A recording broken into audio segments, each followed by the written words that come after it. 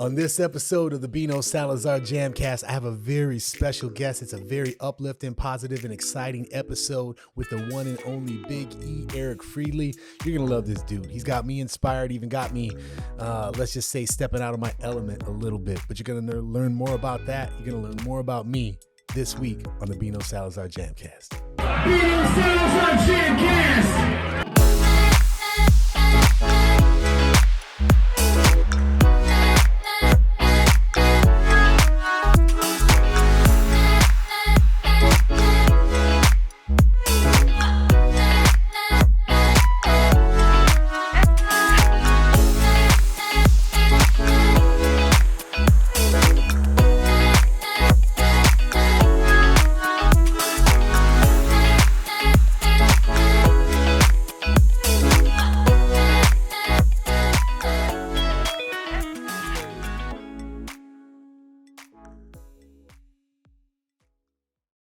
Music is the inspiration that drives us all.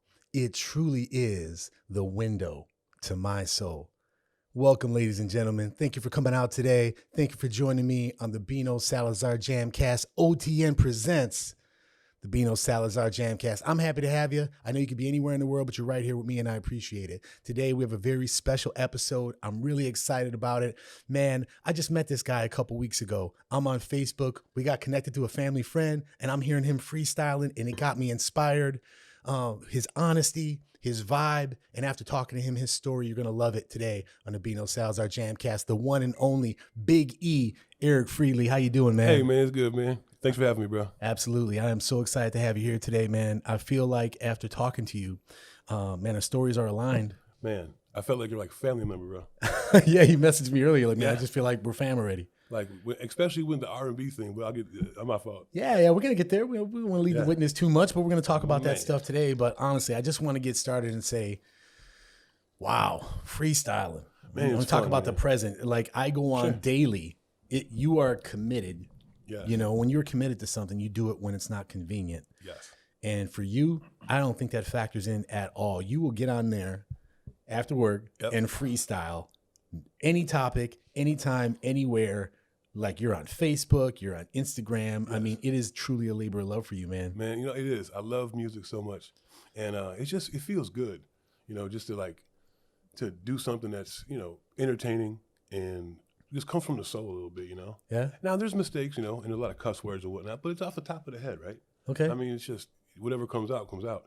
But I love it, man. It just feels good. I do it all day in the morning, too. My boss hates me for that, though. Really? Oh, yeah. So you're doing a 9 to 5 during the day and you're freestyling? I might do it at 8 in the morning. I do 4 a day sometimes. Really? Yes. That's a lot. Now, the truth of the matter is this. It's on the beats, man. Music talks to me in a weird way. Really? Yes. If I feel a beat, I get a hook in my head like this. And words start jumbling. I get melodies. And then something's in my stomach, like almost like anxiety just wants to come out. Okay. Yeah. So how'd you get started with that? Because I'll tell you, the commitment that you have to not just do it, but to do it as much as you do it. Yeah. Right? There's something driving that. It's not just a hobby. This is more than that. Oh, it's a passion for sure. But let's be honest, COVID. Eric, real quick, not to cut you off. Come on, closer to the mic a little bit. There you go. That's all right. I mean, let's be honest. COVID, work remote at home, it gets boring, right? Yeah. So I wasn't doing this always. But I got back from Florida, and there's a Jay Electronica song. You know what Jay Electronica is? Jay Electronica. Sounds familiar. He's from New Orleans. Okay. And he's a hip-hop rapper. Different. He's just cold. He has his beat.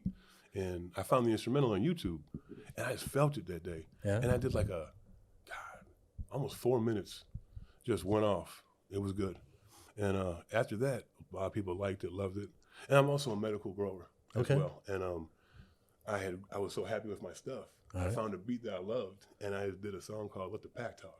What the Pack Talk? Let the Pack Talk. Let the Pack Talk. Yeah. Okay. And it kind of went crazy too. And I was like, man, I got a lot of feedback for this. It kind of felt good because I used to record years ago. Okay. And then it just like lit a flame. And rap, a little bit. I love R&B, but all my songs are raps. A couple R&B-ish raps. I want to get into country hip hop, and I want to do some blues too. Okay. Yeah, I like Jelly Roll a lot too, man.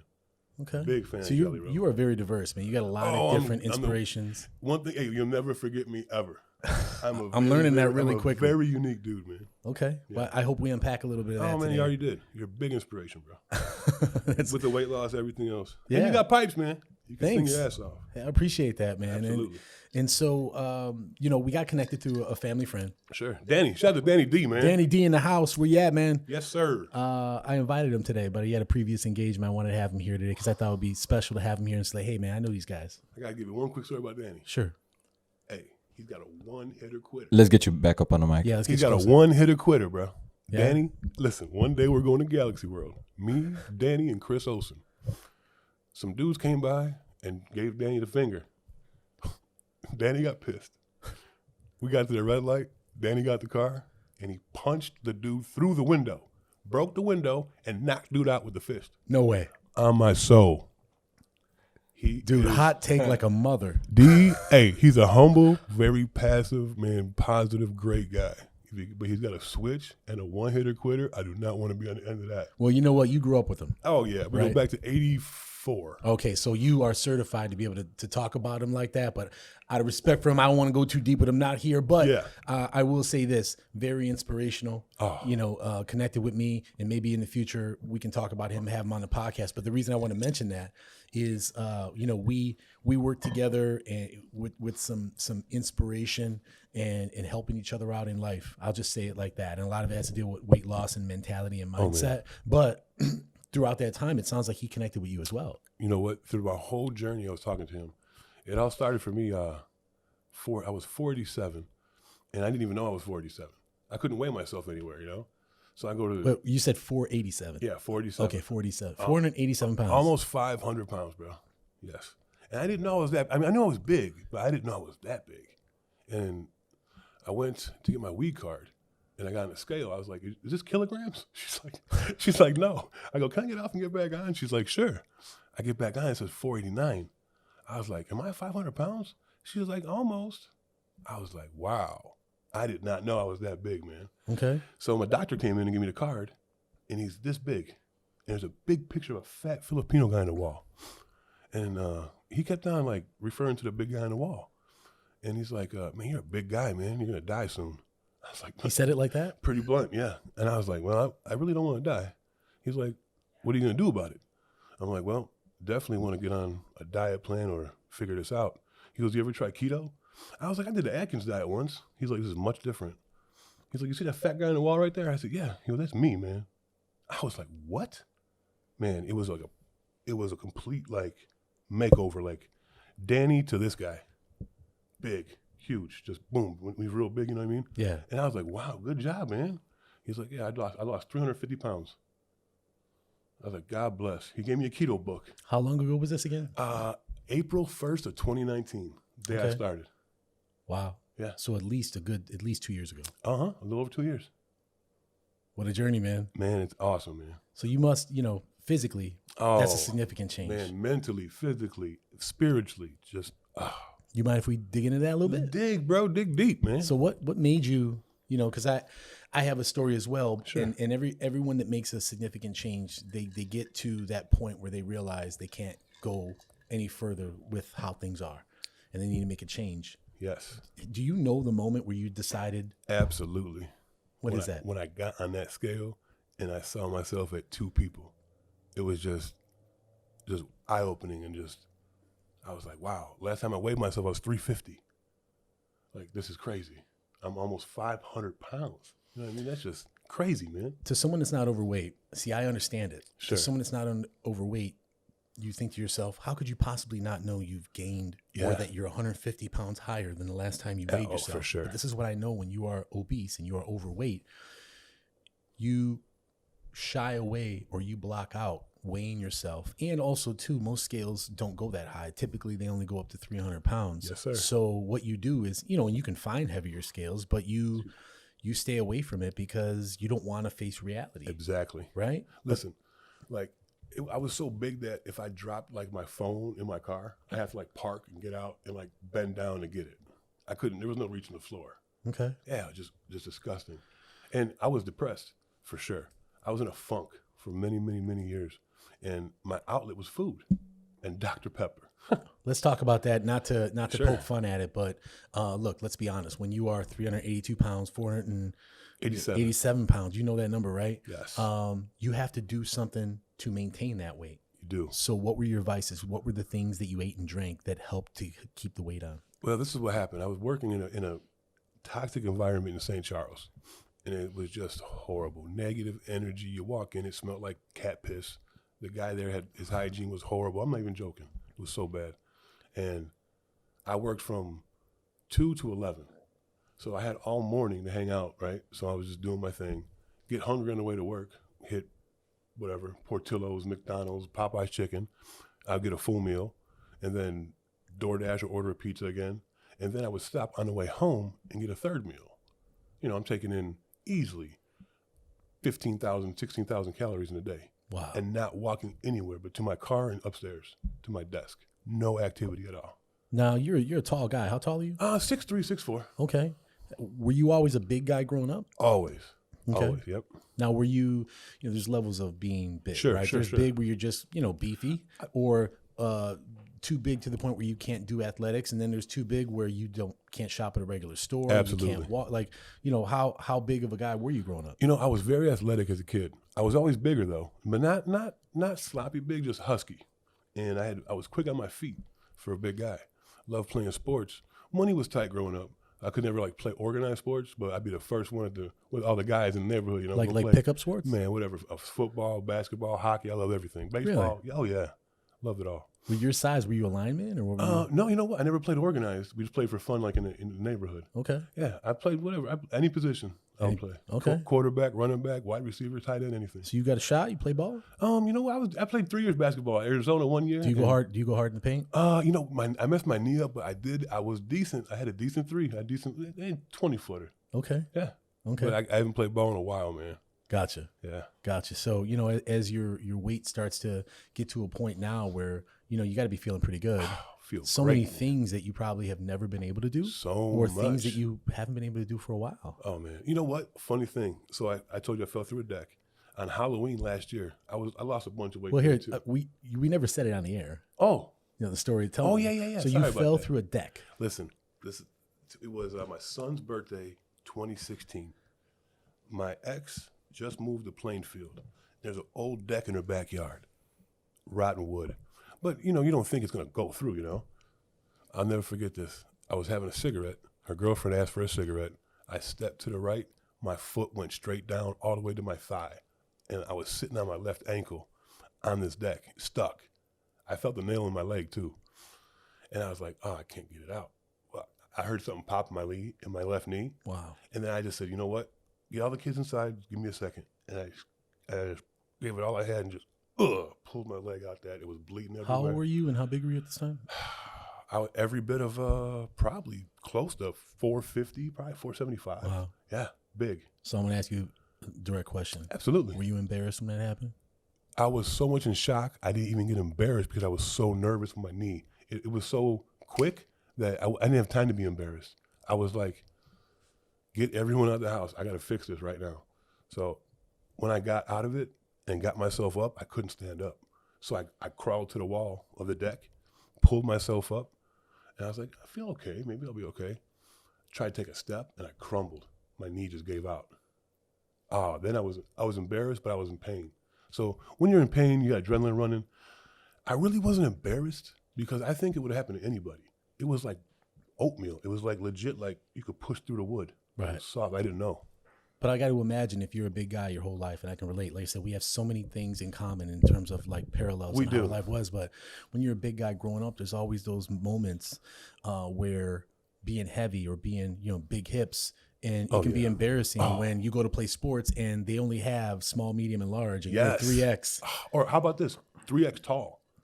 I can't wear. I need tall shirts. I have a long torso. Right. So you hard to either find couldn't that. play, Yes. didn't wear the gear, or you had to wear something a little too tight for you. Always. Yeah. Oh my God. Yeah. How did you deal with that? I mean, in talking to you now, everything is like you're an open book. Yeah. You're positive, and you're like, hey, man, it is what it is. But I got to be honest, man. As a kid, sometimes that's not easy to deal with. There had to be times for you that was tough. There was, especially like going to restaurants, man.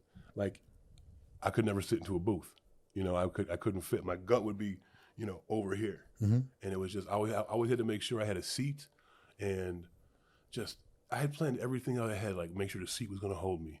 You know how many seats I broke in my life? I probably broke 20 seats. Desk chairs. Oh my God. Yes. Wow. Yeah, definitely. And you know what? Embarrassed is an understatement. You just become ashamed of yourself, kind of, right? Really? Yeah. I mean, my confidence, though, this is going to sound crazy. I got this unbelievable confidence I got from my grandfather. Yeah. Oh, always had it. At my biggest, I'll try to talk to a fine-ass chick. Hey, I'm not even joking, man. And I didn't see myself that big. I would just act like a normal dude. But deep down inside, I was this ashamed fat guy. You know what though? And I'm telling you, man, you're hitting me deep. You're a good dude. You just happen to be overweight. Yes. Like it's not your weight doesn't define you. No, not at all. And it sounds like it never did. No. Like so many people get beat up and it beats them down and they change, but it never changed you. I didn't change. You know what happened when Biggie Smalls came out, man? I got more confident. He made fat guys feel great, didn't he, man? You told me Biggie Smalls, Notorious B.I.G., your favorite rapper. Favorite rapper ever. I think he's number one, man. Why do you say that? Man, he's just his style of rapping was just off the wall. He would just spit metaphors, and there's a dark, dingy, ugly, crooked-eyed, no teeth, just black, nasty, but he sounded so humble, like an angel. And his flows would put babies to sleep. He was confident. He made being big sexy. He was like Heavy D of the 90s, man. He made fat dudes feel safe and sexy. Yes, sir. So what are your, you like Biggie, is there any songs that hit you were like, man, you know what? Speaks to me. There's no favorite song. Yeah. I love every album the same way, man. Yeah. He's just a god. And then you watch the movie on him on Netflix? Yeah. Bro, you believe that? He got his flow from an orchestrator. That's how he bounced like this. Yeah. He wasn't like this. He was like boom, boom, boom, boom. Yeah. Yeah, Biggie's the best, man. His metaphors, the topics that he had, confidence, like you said, bringing it back around. You said Black, you had this ugly confidence. as ever. However, I keep it Gucci down to the socks. Come on, man. Who says that? Yeah. Yeah. So, but you said you had this confidence. Yeah. Even though, you ever get teased? Never got teased. You know what? Maybe by my close buddies, like, you fat fuck. But not by like people that were trying to be negative. I was, not to brag or boast, but I was always kind of a popular dude. Yeah. And even why? I don't know, man. Just got along with everybody, man. People like me. I'm a people's person. So you offset, the world is full of haters. Oh, right? my God, yes. They're full of haters. So I'm a hater-herder, though, man. I'm a hater-herder. What is a hater-herder? A very confident dude that does not take negative for nothing. Okay. Yes. So but look, that's a learned skill. No, you didn't just have it or what? Man, I would think I was born with it, man. Yeah. Absolutely. Like, give you an example. Like, let's say you got 5 guys together, right? And there's 3 chicks. One guy might try and show off. I'm going to make all the 4 guys look good. There's 4 girls. I'll take one for the team and take nobody and make all these guys look great to hang out with them. Really? Yeah, absolutely. Why would you do that? Man, you know what? It's going to come back, man. Okay. I do believe in karma. I was just about to say that. So you're a karma guy. Yeah, absolutely. And I'm a pay ahead guy, too. Okay, what does that mean? Like, you ever, buy someone's coffee behind you at Starbucks? Okay. Or, be at a restaurant? Pay it forward is what I would say. Pay it ahead. What I say it was? Pay ahead? Yeah, it was pay ahead, yes. Okay. I was at a Cheesecake Factory by Woodfield years ago. I saw an old lady eating. And I felt like I wanted to pay her bill, and I did. And she was just, touched. And it just felt good to see her happy, It was like her day. That probably never happens for her. Okay. Now, if I talked about you being this positive person, Sure. which, by the way, on its own merit is awesome and amazing. Thank you. But you have had some trials and tribulations in your life. Oh, man. You know what? You can say revelations. Okay. Yeah. So preach on, my brother. Tell me about these revelations. You know what, man? It's like this. I didn't come from a broken home, nothing like that. I just made wrong choices at a very young age. And, in the streets, gangbanging, hustling a little bit of weed, a little bit of white. At a very young age, unfortunately. But my mom was a hard worker. She was never home. And my father, he worked second, third shift. And no one was ever home. I mean, they loved us. Mm-hmm. But, it was just kind of fend for yourself type place. So I started fending for myself. And instead of, learning, or I just got more, I don't want to say greedy, but just I got better at it. And I thought I was the shit. Okay. And so that confidence started to kind of turn on you a little bit. It did. And I caught myself in a situation at 17, 18 years old. I got 6 indictments of delivering crack to the police, and I ended up getting 4 years for that. And the kicker is this: I was on probation in DuPage County, went to the penitentiary, and I had a warrant for my arrest for probation. So instead of getting 4 years, I got 3 years in DuPage, and they ran it wild. So I had to do 7. Wow. Yeah. I was only 18. So a couple of those years were just taken away from you. Well, actually, you know what? The biggest thing about me was going the first time to Cook County Jail, which I stayed 18 months there. Why you say that? Cook County is worse than every penitentiary in the state of Illinois. Why is that? It's just hell on earth. There's, 15, 16, 20,000 inmates? So I'm breaking it down when you walk in the deck. So you go through the process. All right, so first off, so you're saying this like I don't know what the deck is. Tell me. So I'm going to break down Cook County Jail, basic 101. So you go to this place called Cook County on a bus from a courthouse in like Rolling Meadows, shackled to a dude you don't know. You pull up to this place, it's walls. It's huge. I'm 18. I'm scared like a bitch. I say that. I was spooked. We pull in this place. You got to walk into the bullpen, they called it. I've heard of the bullpen. 100 people in there, puking, dope sick, shitting everywhere. Just disgusting. And you're there all day for about 12, 15 hours. And finally you go upstairs and you walk into a deck. A deck is a jailhouse that holds all the inmates. Well, back then it was too many inmates for the jail's population. So instead of having 2 inmates per cell, they put 3. So you had overcrowding situation. 90 people to a unit, and it wasn't very big. So you got, and back then it was, folks and people, and it was all about gangbanging. In Cook County, you're going to be something. If you're nothing, you're going to be something. If you go to Cook, you have no choice. So I don't want to read between the lines there, Sure, because our audience might not be able to do that. Sure. Read between them lines and fill that in. So what does that mean? You're going to be something? Well, like you're going to be plugged as in a gang. You're going to hang out with some kind of gang, whether it be an aid and assist for, a Latin gang or a black gang or whatever. But there's not like just a place for like you're gonna follow rules because you have to survive. You have to survive. Like you can't even use the phone unless you're like hooked up. You have to ask permission to use a phone. Wow. To call out. Yeah. And how much time were you there? I did 18 months in Cook fighting a case. Wow. A year and a half. And I would say this, and this is just an assumption, you're not a small guy. Not a small guy. You go in as a big guy. Yes. People try to make an example. At first, I was this white boy from the burbs who got scared. But then as time went on, I became this person that adapted that was still cool, but kind of was ready for it to jump off a little bit because I got used to it, got comfortable. I became my environment, and you can only take so much, loudness, pressure, and just, man, a lot of fights, man. Every day. I got into a fight almost every day. No way. Yeah. Oh, yeah. Bad fights? Man, the whole gang is against gangs. Back then, if it jumped off, folks fought. They all went with folks. People went with the people, and you guys tore it up until the cops came in with the dogs. So in hearing that story, in this moment, I have even more respect for you because to be positive like you are, to talk about it honestly like you are on a podcast, right? Absolutely. I've heard a statement people have said: when you do time, it changes you. You know what? It can. You can either do you or you can do it, right? You can do time or let time do you. And some people become whack jobs. They become bugs, they call it in jail. Crazy. But you know what? You just gotta. Jail's not a place for anybody. But if I could do anything, it's to help younger people not go there.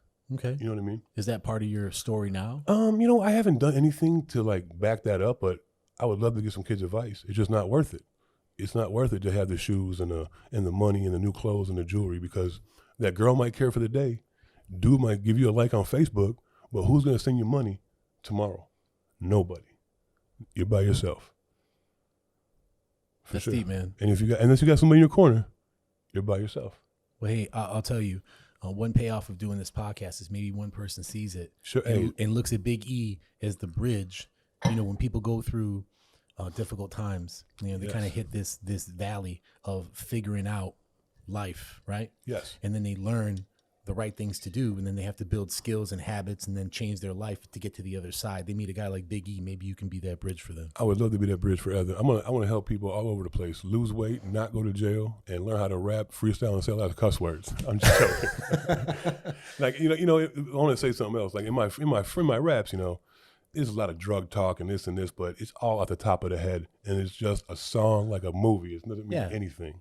You're having fun. Exactly. And let's be honest. I mean, people grow up, they kind of get into their being a mom, being a dad, doing the things they're supposed to do. But, in my past being a DJ, I would do parties for people that were like 40, 50, and even like 60. And the music that made them jump and bounce was the music they listened to when they were in high school. Yes. It was the wild stuff. Yes. Everyone has that part to them. They do, man. So it's okay to, you want to sing about this or talk, whatever. It's passion, right? It is all passion. Passion, and it just feels good to it feels so good when I do one and I like it a lot. It's just like, you know what I mean? I'm telling you, I watch you do these freestyles, and if you have not yet, we'll put your link if you don't mind. No, I appreciate it. In the description, and you got to check Big E out. Like the stuff you freestyle about. Let's just say, not for under 18. No. Yeah, please ask your mom and dad first, please. It's very graphic, and honestly, it's all love, all fun, man. I just do it because, and I try to show diversity with a craft. As to I could spit a hook, a verse, a hook, and then close it off, all off memory and just off of whatever's in my head. So all that means nothing. Don't worry about touching bricks and saying nigga and saying F and saying this. It's all about, it's like a movie. It's just a comedy movie, and it's fun. You know what? The one episode, and I know it, I am playing it over in my head that I watched of you. I say episode, man, you're just winging this stuff. You're just going with it. You did a freestyle over, and Norm says I'm a fanboy of Chris Stapleton. Oh. I always bring him up every episode. Can I tell you something? Oh, no, I'm sorry. I will I'm cut here you for off. you. I cut people off all the time with talking. I'm here for you. It's your show, bro. If you're going to talk about Chris Stapleton, he's going to let you. Hey, bro. Hey, listen. So I got a story about this. So I'm hanging out with this a friend of mine, and the person says, "Have you ever heard of Chris Stapleton?" And I was like, "He's a country singer." She's like, "Have you ever heard Death Row?" Death Row. Oh, I was like, "No, I never heard it." She's like, "Will you please put it on?" I said, "I want to do a freestyle." She's like, "You're going to." I'm like, "Oh, God." I play it instantly. I'm in love. I'm like, damn, this guy's got mother freaking pipes. By the way, you can swear. It's okay. Okay. You want to go back and say that again so you can swear? This guy's got motherfucking pipes. This white boy sounds like Rick Ross mixed with like Sammy Davis, not Sammy Davis. Who's the big black guy? Luther? Not Luther. Oh my God. Oh God. Big fella, man. R&B guy back in the day. Big guy. Who, American Idol? No, not oh my God, I can't think of this guy's name. Anyway, the R&B dude, he sounds like him. He's just so soulful and rich. And I heard that song, and I tried to start my rap twice. I didn't never hear the song before. Yeah. So I thought he stopped. And then I started talking about it, and then all of a sudden it stopped, and I just kind of let it go about jail. And man, I felt I loved it. It felt good. So you were spitting lyrics in there and talking about jail and it was a song called Death Row, and then I wanted to talk about phone calls being short, commissary not there, no visits. I've experienced. Yeah, I felt that song. Now I've never been on death row, thank God, but that song was just.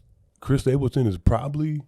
He might be the best country, whatever. He might be one of the best vocalists I ever heard in my life. Chris, I'm pleading with you, man. I cannot keep bringing you up every episode and you not reply back to my message. Chris, you're a beast. Hey, call me. Anyways. Let's redo Death Row, Chris.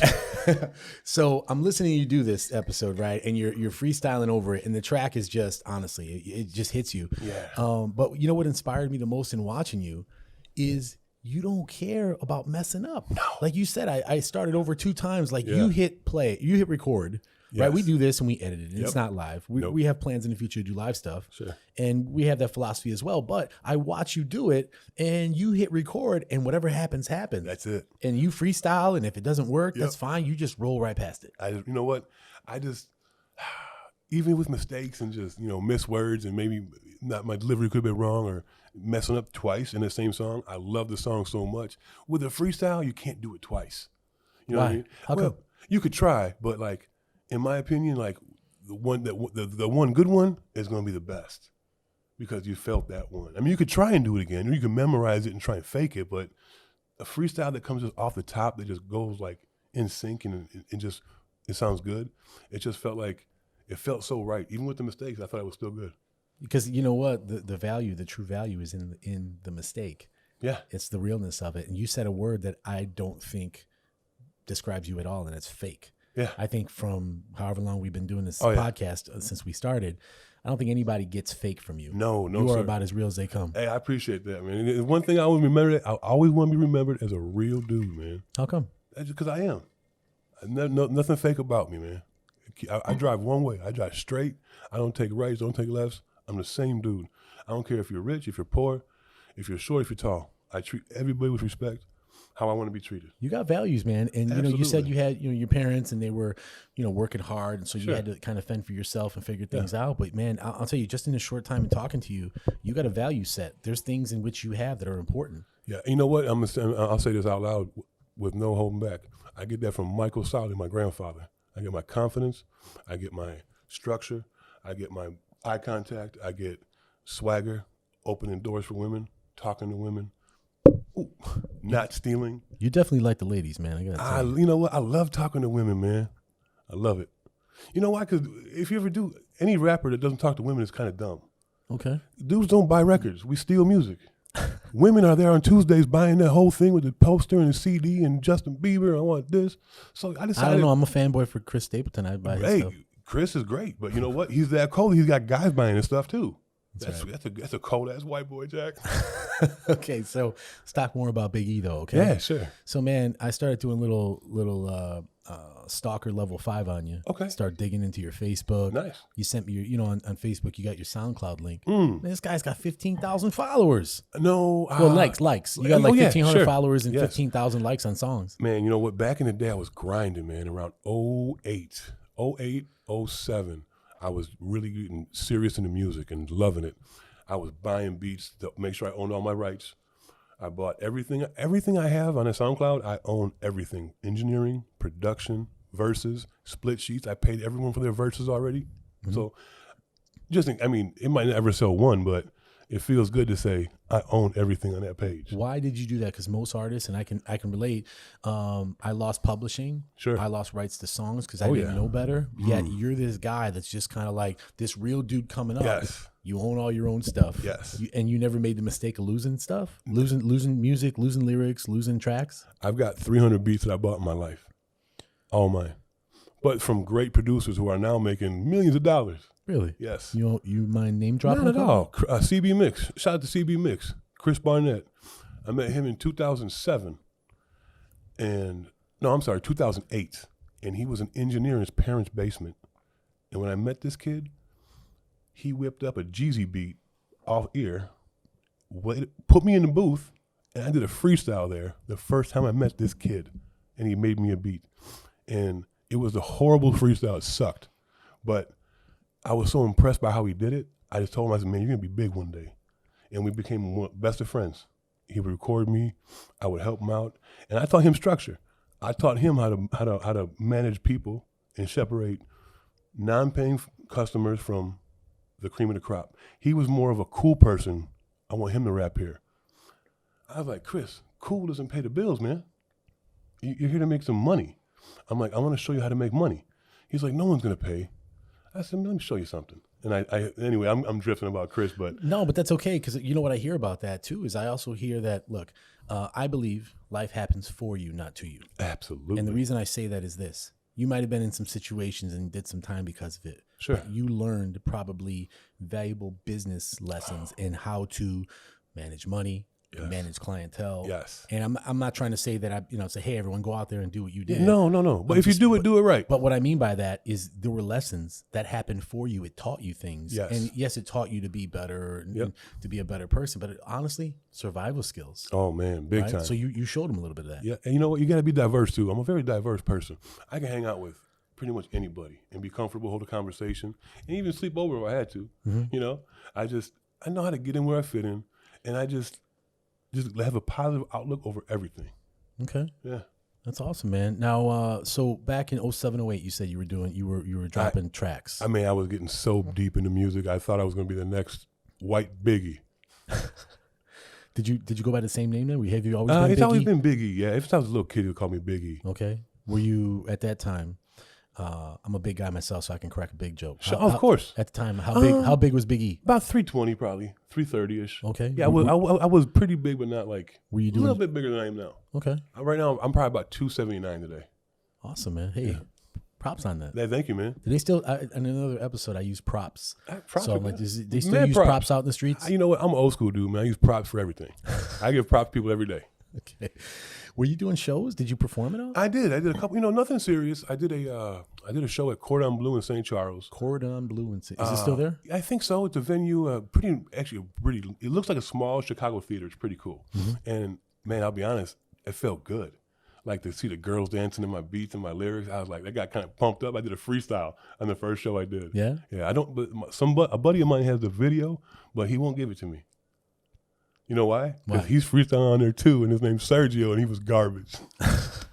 Sergio, I'm sorry if you see this, but Big E keeps it real. So he's my boy, but he can't rap for nothing. okay. Hey, if we ever want to get a rap battle on here, Sergio, we're calling you out, man. Hey. Come on here and maybe you could take. I'll let my daughter rap Serge. He's calling you out.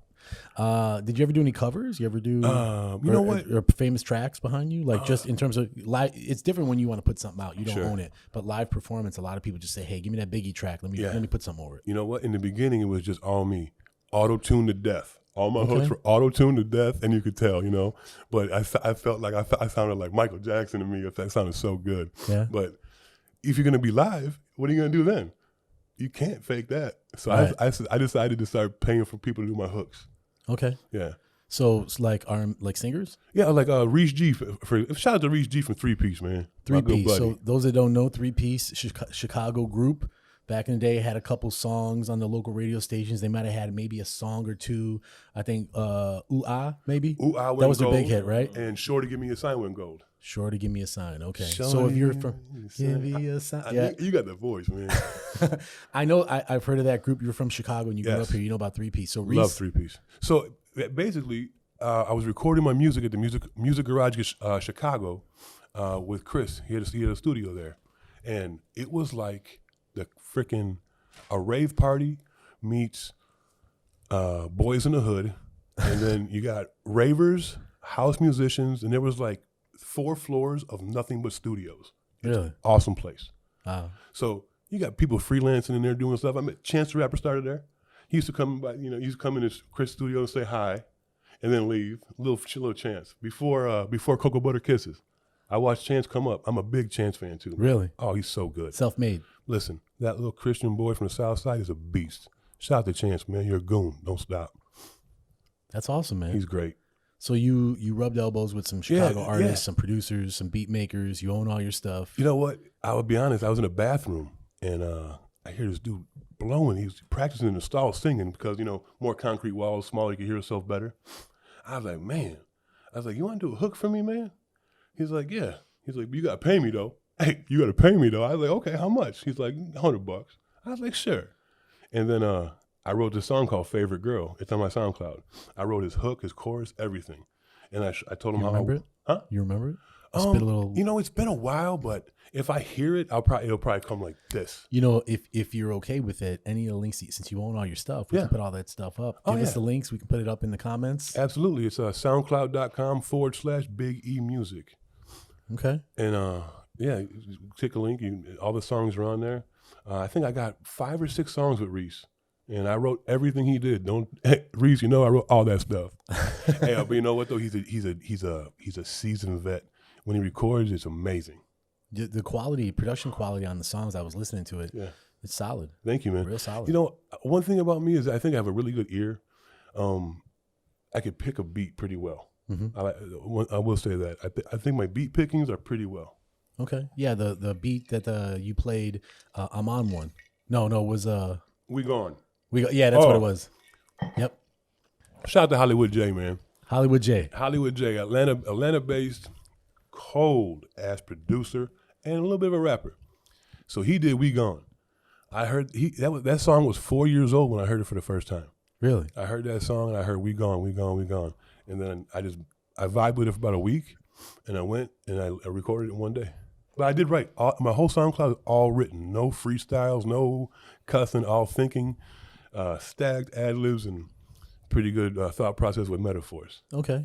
So outside looking in, I'm watching your freestyles and I'm looking at this guy and he's doing these freestyles and I think people prejudge. Oh God. Right? They just get a couple bits of information on someone. They think, okay, I got this guy all summed up. Yes. This is what, so people out there are like, oh, it's this white rapper. What does this guy want to be like Eminem? Right. He's this rapper talking about, getting chicks, talking about flipping bricks. Yeah. All this stuff. Yep. And, oh, yeah, this guy's probably like some thug and Right. all that. Gangster. Yep. Right. And, man. and I'm talking to you and it's none of that. Oh, In man. fact, when I had FaceTimed you and we started talking to each other, you said, man, rap isn't even my favorite. It's R&B. I'll be honest, I don't like rap at all. I mean, of course there's some rappers I like, but I love R&B and blues and just soulful music. That's what I listen to. Okay. All the time. So we were going back and forth and we were talking about artists that we liked. And I man. was dropping. So it's just, it's uncanny. It's crazy. The parallels that we have because like I was telling you about R&B, like artists I like. I told you my favorite Yes. R&B group is Jodeci. Yes. And I was telling you about that. I was telling you about like Boyz II Men and Yep. Keith Sweat, because we're Oh, yeah. close in age. And I was mentioning all that stuff. And you said, man, you're speaking to me. Yeah, bro. Listen, R. Kelly, man, going down. Music Soul Child, Anthony Hamilton, man, growing up on Keith Sweat. I loved all that. LSG, or was it LSG, Man, Levert, Sweat, yes, and Gill. love that. John And then how Gill. about big homie from American Idol, Ruben Studdard? Ruben Studdard. Remember that big guy? 2004 was it called? I was I'm so sorry for- disappointed. It was him and Clay Aiken going neck and neck. Okay. Oh, he came second. Ruben Studdard came in second, right? Ruben Studdard came in second. Yes. And Clay Aiken won. Yes. Big homie he had a voice on him, man. We honestly, American Idol is never gonna watch this because we've said so much stuff about him up to this point. But yeah, Ruben Studdard, man, I remember watching that when that came out. I was heavy into it in the beginning because I was like, hey man, I want to kind of get on it, Yeah. And I was watching Ruben Studdard, and certain people hit you with a certain talent level, Yes. and his talent level was just sick, So soulful. and good, man. that church. And it just had that church vibe about him, and he grew up in the church. The Yep. talent level was undeniable, but for some reason, they didn't vote him, and then it was Clay. I hate to say it, but I think that it was probably more off of the fans, and if it was real, the fans liked the other guy better. Maybe Yeah. off looks, and he was a bigger guy, maybe. You know what? Let's do this. I want to do a fact check on that because Norm, I'm starting to think like watching it. Like what? Can you look up and see what happened with that? What happened with American Idol with Ruben Studdard and Clay? We keeps it real on the Yeah, podcast no, man, too. If you we need get something to. wrong, we want to get it right. Hey man, I like spitting facts too. Yeah, I think he almost got eliminated at one point too. Ruben Studdard did? Yeah. I don't remember, man. Yeah. But I love that. I used to love that show. You know what I'm disappointed about? Well, we're going to have Norm check it out. He'll get back to us.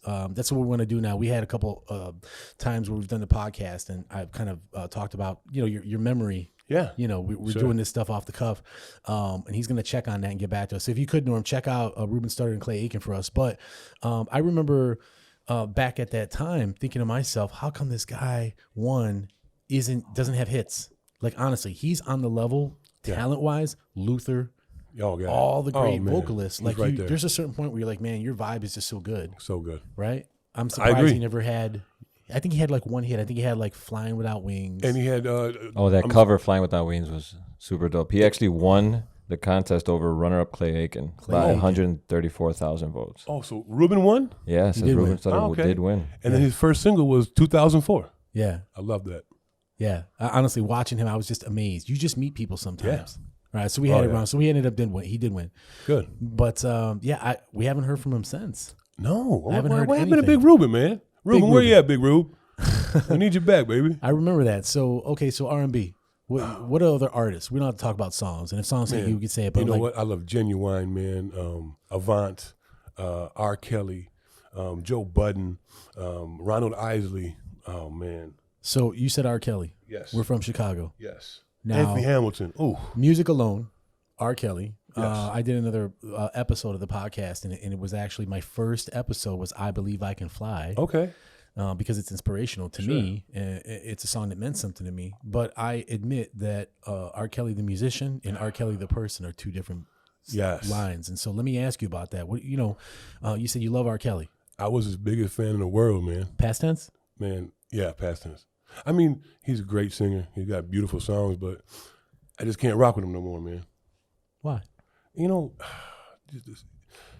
certain things about, you know, I don't know if he's guilty or not, but this stuff's been coming up for a long, long, long time. You know, peeing on girls and this. What do you? But like, man, I just can't. I don't feel comfortable playing his music no more because of all that crap he did with the girls, man.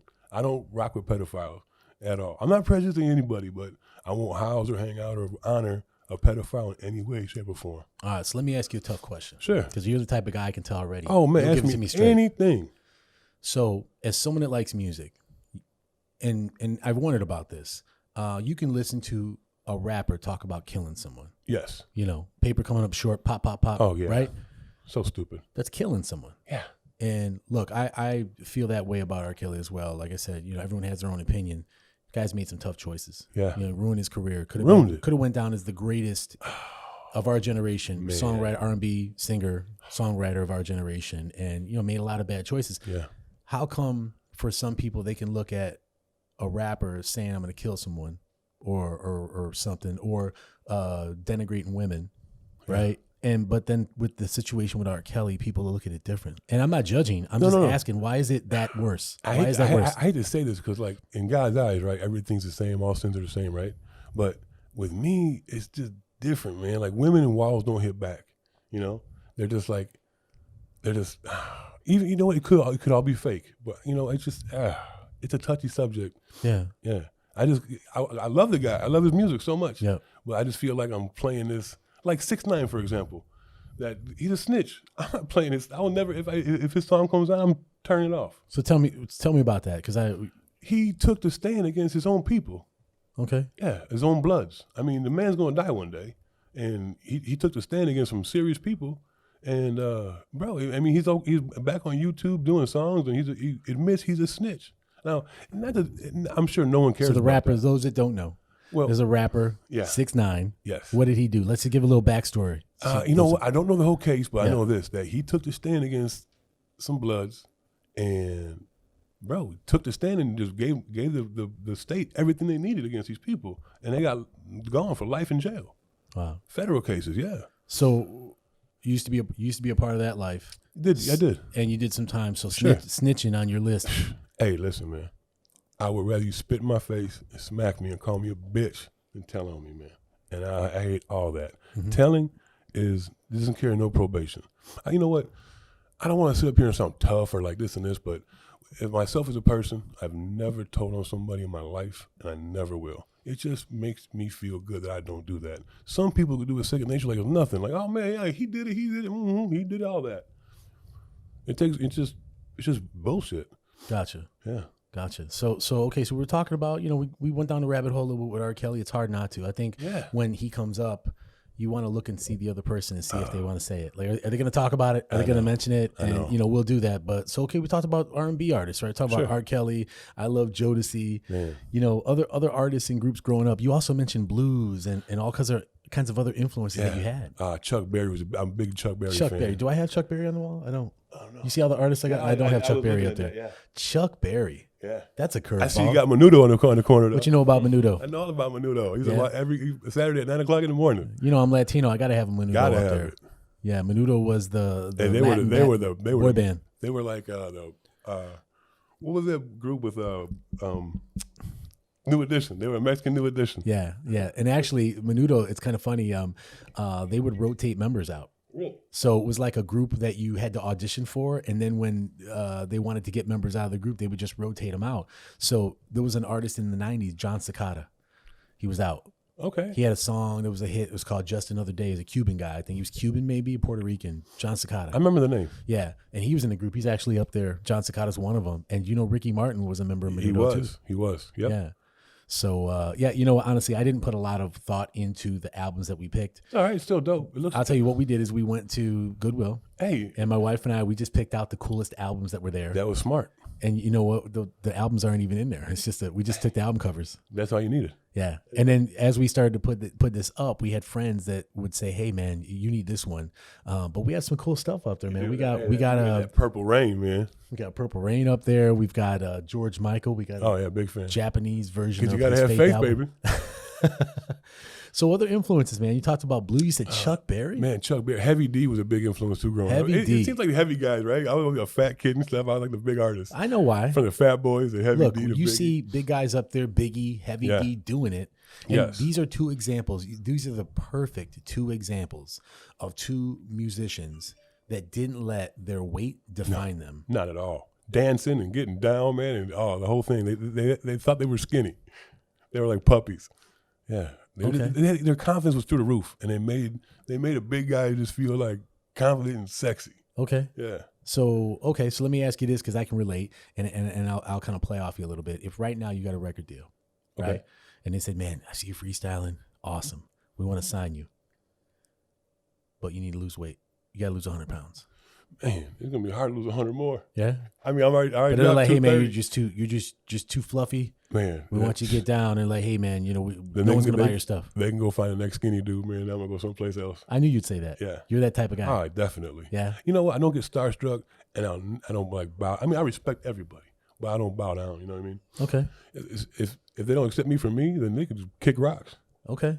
No, I appreciate that. You're honest. You're real. Yes. Yeah. What you see is what you get. Yes. We talked about that. So I'm going to go back to keto. Okay. We talked about I love keto, the man. past a little bit, and I want to kind of bring it back here. So you lost. How much weight have you lost? About 225. 225 pounds. 225 You lost pounds. a grown male. I lost a big in weight. grown male. You had another person that exited Yes. your body Absolutely. through keto. Yes. Okay. And zero exercise because of my knee, man. Okay. Not 1 inch of So exercise. just nutrition. Just intermittent fasting and keto. All right. So for our audience, keto is very popular. Yes. People talk about it. I've used it in my life. I'm more low carb than keto now, but because my weight's at a point where I'm comfortable. It's not about the weight anymore. I want to look a certain way. I want my performance to go up. But for you, man, you have hacks. I mean, you brought me some keto snacks. I got them all, man. So if I'm someone that's like, "Hey man, I got to lose weight, but I heard about this keto. I'm concerned about it, man. How do I need carbs, man. I got to eat carbs. I need energy." Like, what would you tell someone who doesn't know about keto? Give me the elevator pitch. Hit them with it. Keto. Why keto? This is what you do. I'll teach you how to be fat, but eat the right stuff. You can eat the same stuff. You just have it keto way. Okay. That's it. So give me an example of something. Okay. I love cheeseburgers. Costco has these great buns. They taste like perfect hamburger buns. So that's a cheeseburger right there, right? I love chocolate milk. So I made my own, with chocolate almond milk with no carbs in it, a little sea salt and a little stevia, ice cream, everything. You just, jalapeno poppers. I made breadcrumbs. I make biscuits and gravy. I mean, there's nothing. Biscuits and gravy does not sound Keto? like you can make that I would keto. love to make it for you. And you could have 4 biscuits with as much gravy as you want, 3 net carbs. Wow. Yep, almond flour, butter, and it sounds kind of gross, but you use heavy cream and reduce it, and that becomes your gravy. Well, you add to it, though. Okay. Yeah, delicious. So what is your absolute favorite thing to eat on keto? On keto,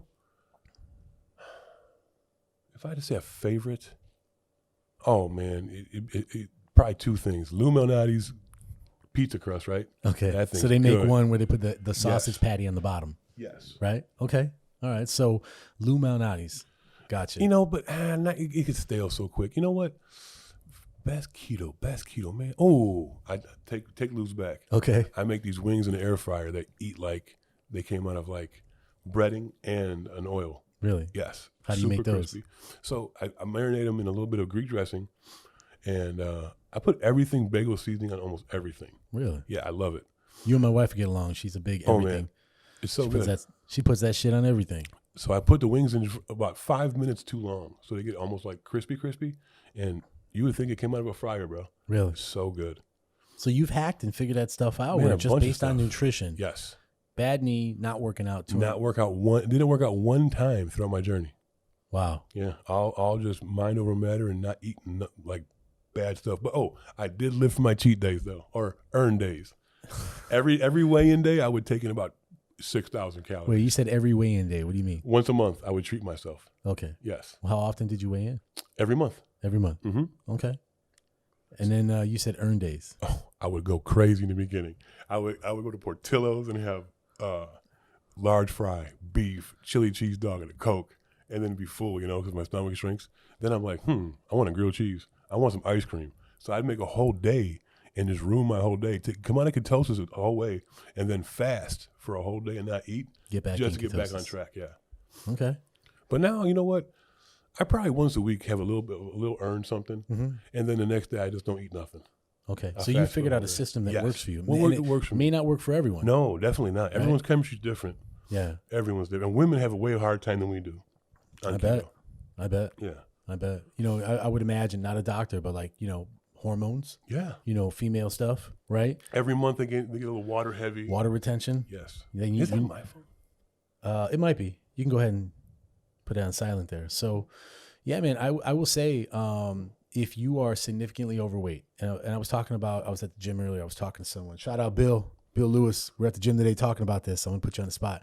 And we were talking about it. He's a big guy. He used to play football and stuff. And I said keto is, I think, there's all different nutrition plans. Sure. And I think any style of eating, it's like tools in a tool belt. Yes. It's different for everyone, and it's different based on where you're at in your life. Absolutely. If you're not active and you can't physically do activity, keto's great because you can lose weight like 225 pounds and not worked out once. Not once. Just from nutrition. Yeah. But if you can work out, you need more carbs, maybe a different eating 5 times a day. They call that CICO, calories in, calories out style. That works for people because they expend a lot of energy, right? So using different nutrition plans based on your lifestyle is I think the downside of people talking about nutrition is they think, my way is the only way to do it. Vegan and you'll be fine. Right. Carnivore, you'll be fine. Yeah. Plant-based, you'll be fine. That's less about health and nutrition and more about feeling good about what you eat. Yeah. Like I'll say this, in my opinion, being vegan, right? I don't know that there's enough research on it to say that being vegan is the ultimate best way to be healthy. People can make arguments that other ways of eating is also healthy, but I think vegan, there's also a message behind it, right? That we don't, we're not going to stand for unethical treatment of animals. We don't want to kill animals. I do think that people that are vegan, can you imagine someone being vegan and they don't care about animals? You know what I mean? Like if you're vegan, that's what you're saying, right? Well, so I think it's also about the mission. It's not just about being healthy. It's also a higher purpose. Or the quality of meat too. It's kind of scary if you look into it. Really? Oh yeah. You ever watch those documentaries like on Netflix? So like PETA, and they show the chicken is just arsenic heavy. If it's not organic. And gotcha. Meat. I'll be honest. Our meat system, they only check for one E. coli in the beef. Right. And there's like 15 of them. Yeah. I'm not being critical of any one particular way of eating. Trust me. No. I respect anybody that decides to make a change in their life. And I think when you start working out or when you start eating right, you see immediate returns just because you're not drinking Dr. Pepper all day. Yeah. Oh man, I was doing 12 pack a day, bro. A 12 pack of Dr. Pepper a day. Easy. Man, how much sugar is that?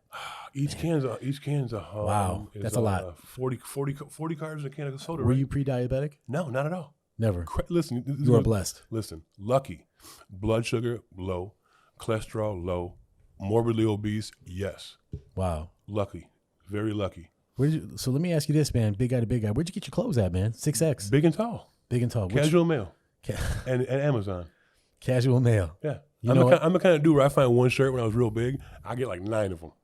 If I like that one shirt. Yeah. Yeah. It's hard finding big clothes for a fat guy, man. It is. And I'll tell you this, man. I appreciate that while you're going through that time in your life, you have a place to go and shop. But I would go there. I'd buy a shirt and a pair of pants, $150. Oh, if not more, man. It was so expensive. They definitely take advantage of the fat cats. They do. They know that. And, look, they're providing a service, so I can't hate on them. Sure. But I would go there and they spend so much money, and I would say, okay, look, there's a lot of material.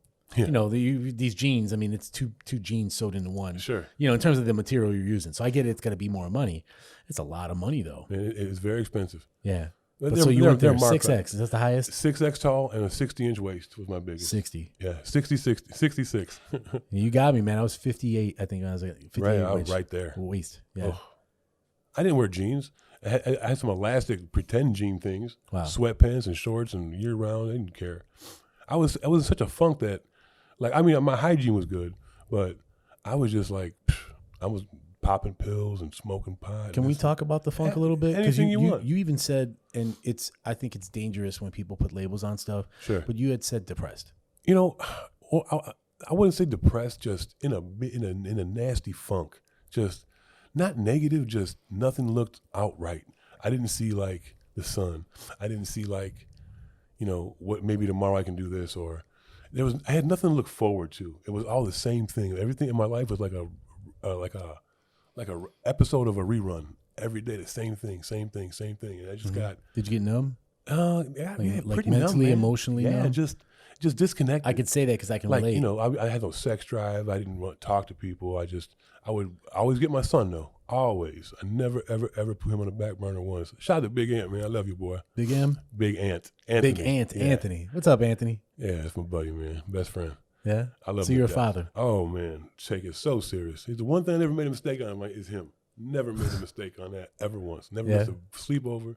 Never missed nothing. Never will. Congrats, man. Thank you, man. It's tough being a father. It is. It's also rewarding though. Yeah? Yeah. How come?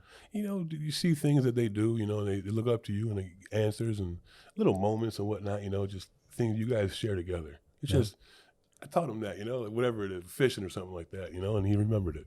Just feels good as a dad. Yeah? Hell yeah. So I have said this in conversation to people in the past.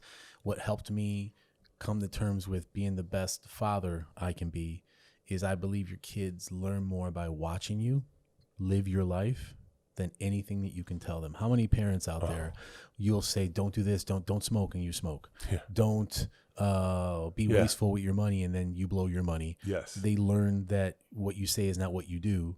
And you're hypocritical, and it creates a divide between you and them where now they can't trust you because you're already lying to them. Yeah, exactly. Right. But you're real. Yeah. I bet you're even real. You're real with your kids too. You have no idea how real I am. But you know what though? But one day he's going to appreciate everything. Yeah. Oh, I don't hold nothing back. You had told me you're proud of him. Oh, so proud of him. Yeah. Yeah. He's got a lot going on. Man, he's doing good, man. He's a video gamer, man. He's only 14. 14-year-old video gamer. Yeah, They but can get paid nowadays. He does get paid, man. He's made money with YouTube, man. Yeah, he's getting checks. Wow. Yeah, it's impressive. So, and now he wants to be a rapper. okay, you can teach him a couple things. I'm gonna try. Has he freestyled yet? No, not once. Okay. He watches me though. He watches me do this stuff with just confidence and grace because it's just fun, And he's like, "Wow, that sounded good, Dad. Post that one." You said confidence and grace. Yeah. I've heard you say confidence a couple times. The first time I heard you say the word grace. Yeah, grace isn't like I live for the Lord. Even though I say a lot of evil, bad stuff, man, I'm a Christian, man, and I love Jesus so much, and he's helped me so much. So I just even though I say a lot of crooked stuff, I know it sounds so backwards, but I don't want to say this the wrong way, but I do it for God too. I do it for the Lord. I mean, even though it comes out kind of thuggish and whatnot and bad words, it's just, he helped me with this stuff too. So you think it's possible that you went through what you went through and you're where you're at now, that maybe you're supposed to do that? You're a messenger. That you're speaking the language. Absolutely. Because let's be honest. I'm a prophet. People that are living that life, there's certain people they're not going to listen to. Right. Right? Yep. Right? You need to have someone that you can relate to that says, they've been there with me. Oh, yeah. Right? And so for those people, for you, maybe this is what you're supposed to do, is to be that messenger, to speak their language and pull them out. Man, if it is, I'm going to get them all out then. I'm going to try one at a time. Yeah? Yeah. 1 pound at a time, one person at a time. What got you out? Because you said you were in a place where you felt every day was the same, Groundhog Day, every single day. I quit the job I was at, man, in my life. So it was the job? It was the job, man, 100% yes. What type of job would you have? I was a dispatch. I'm a freight, oh my God. I'm a logistics coordinator, a freight broker. And I was working for a place in St. Charles. And everything was just the same thing every day. My boss was afraid of change. So he was living in the 80s. And here we are in 2015, and it was just getting old. Busting my butt for no money. I told him a couple times, I want more money. And he didn't take me serious, so I put my 2 weeks in. And he came in, tried to beg me to stay. Offered me what I wanted then, though. You gonna pay me now? You chump, Pete, you're a chump. But yeah, he offered me the money when I was walking out the door, and I said no. I got a new job for a different place, working for no salary, all commission. But I am very aggressive and I'm ambitious as ever. So I work every day even. And I have 24-hour access to 15 customers, C.H. Robinson. Oh, man, it never stops. Wow. Yeah, it's like the drug game, but it's legal. Well, a a lot of the skills that you learned, Yeah. I bet have translated into the professional world for you. You know what? Creating solutions. I always say it a lot because I do it for a living. I create solutions. I do it in life now, you know? I just go off this term. You'll hear me in a lot of my songs, I'll say it, create solutions. Because no one ever says that, you know? Can you open that and unpack that for me? Yeah. It's like, so creating a solution is the opposite of starting trouble or causing a problem. So I'll try to be the person to stop that problem and to fix everything. Whether it be at work, with my son, with one of my exes, my daughter, instead of making it worse and causing a problem, I'll react in a way to create a solution to fix everything. I've always been a fixer. You're a fixer? Yeah. Okay. You believe there's a solution to every problem?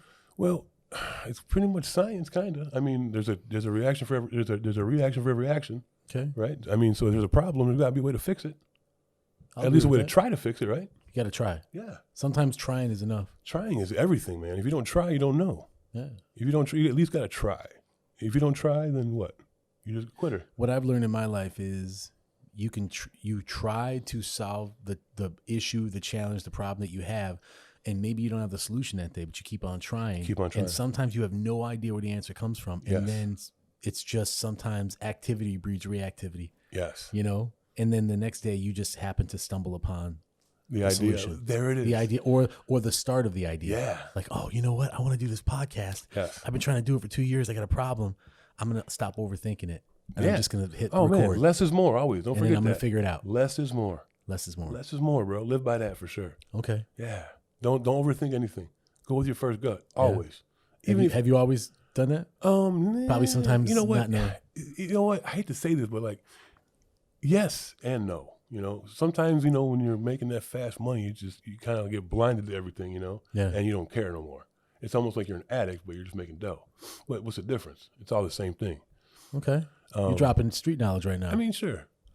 I was hooked on money for a while. yeah. Yeah, not drugs. Hooked on money. Just I felt important. I want to have this. I felt like I had to have a big amount of money to be happy because I'm a big dude. Mm-hmm. So I felt like the more money on me, the more better clothes, then I'm more accepted. Really? So a broke dude probably couldn't do this. I felt like being as big as me. Gotcha. So I was confident, but the money kind of helped. So something that I've noticed on your Facebook page as well. Sure. It's 2021. Sure. Marijuana is legal in Marijuana Illinois. is life, baby. I love marijuana so much. It saved my life, man.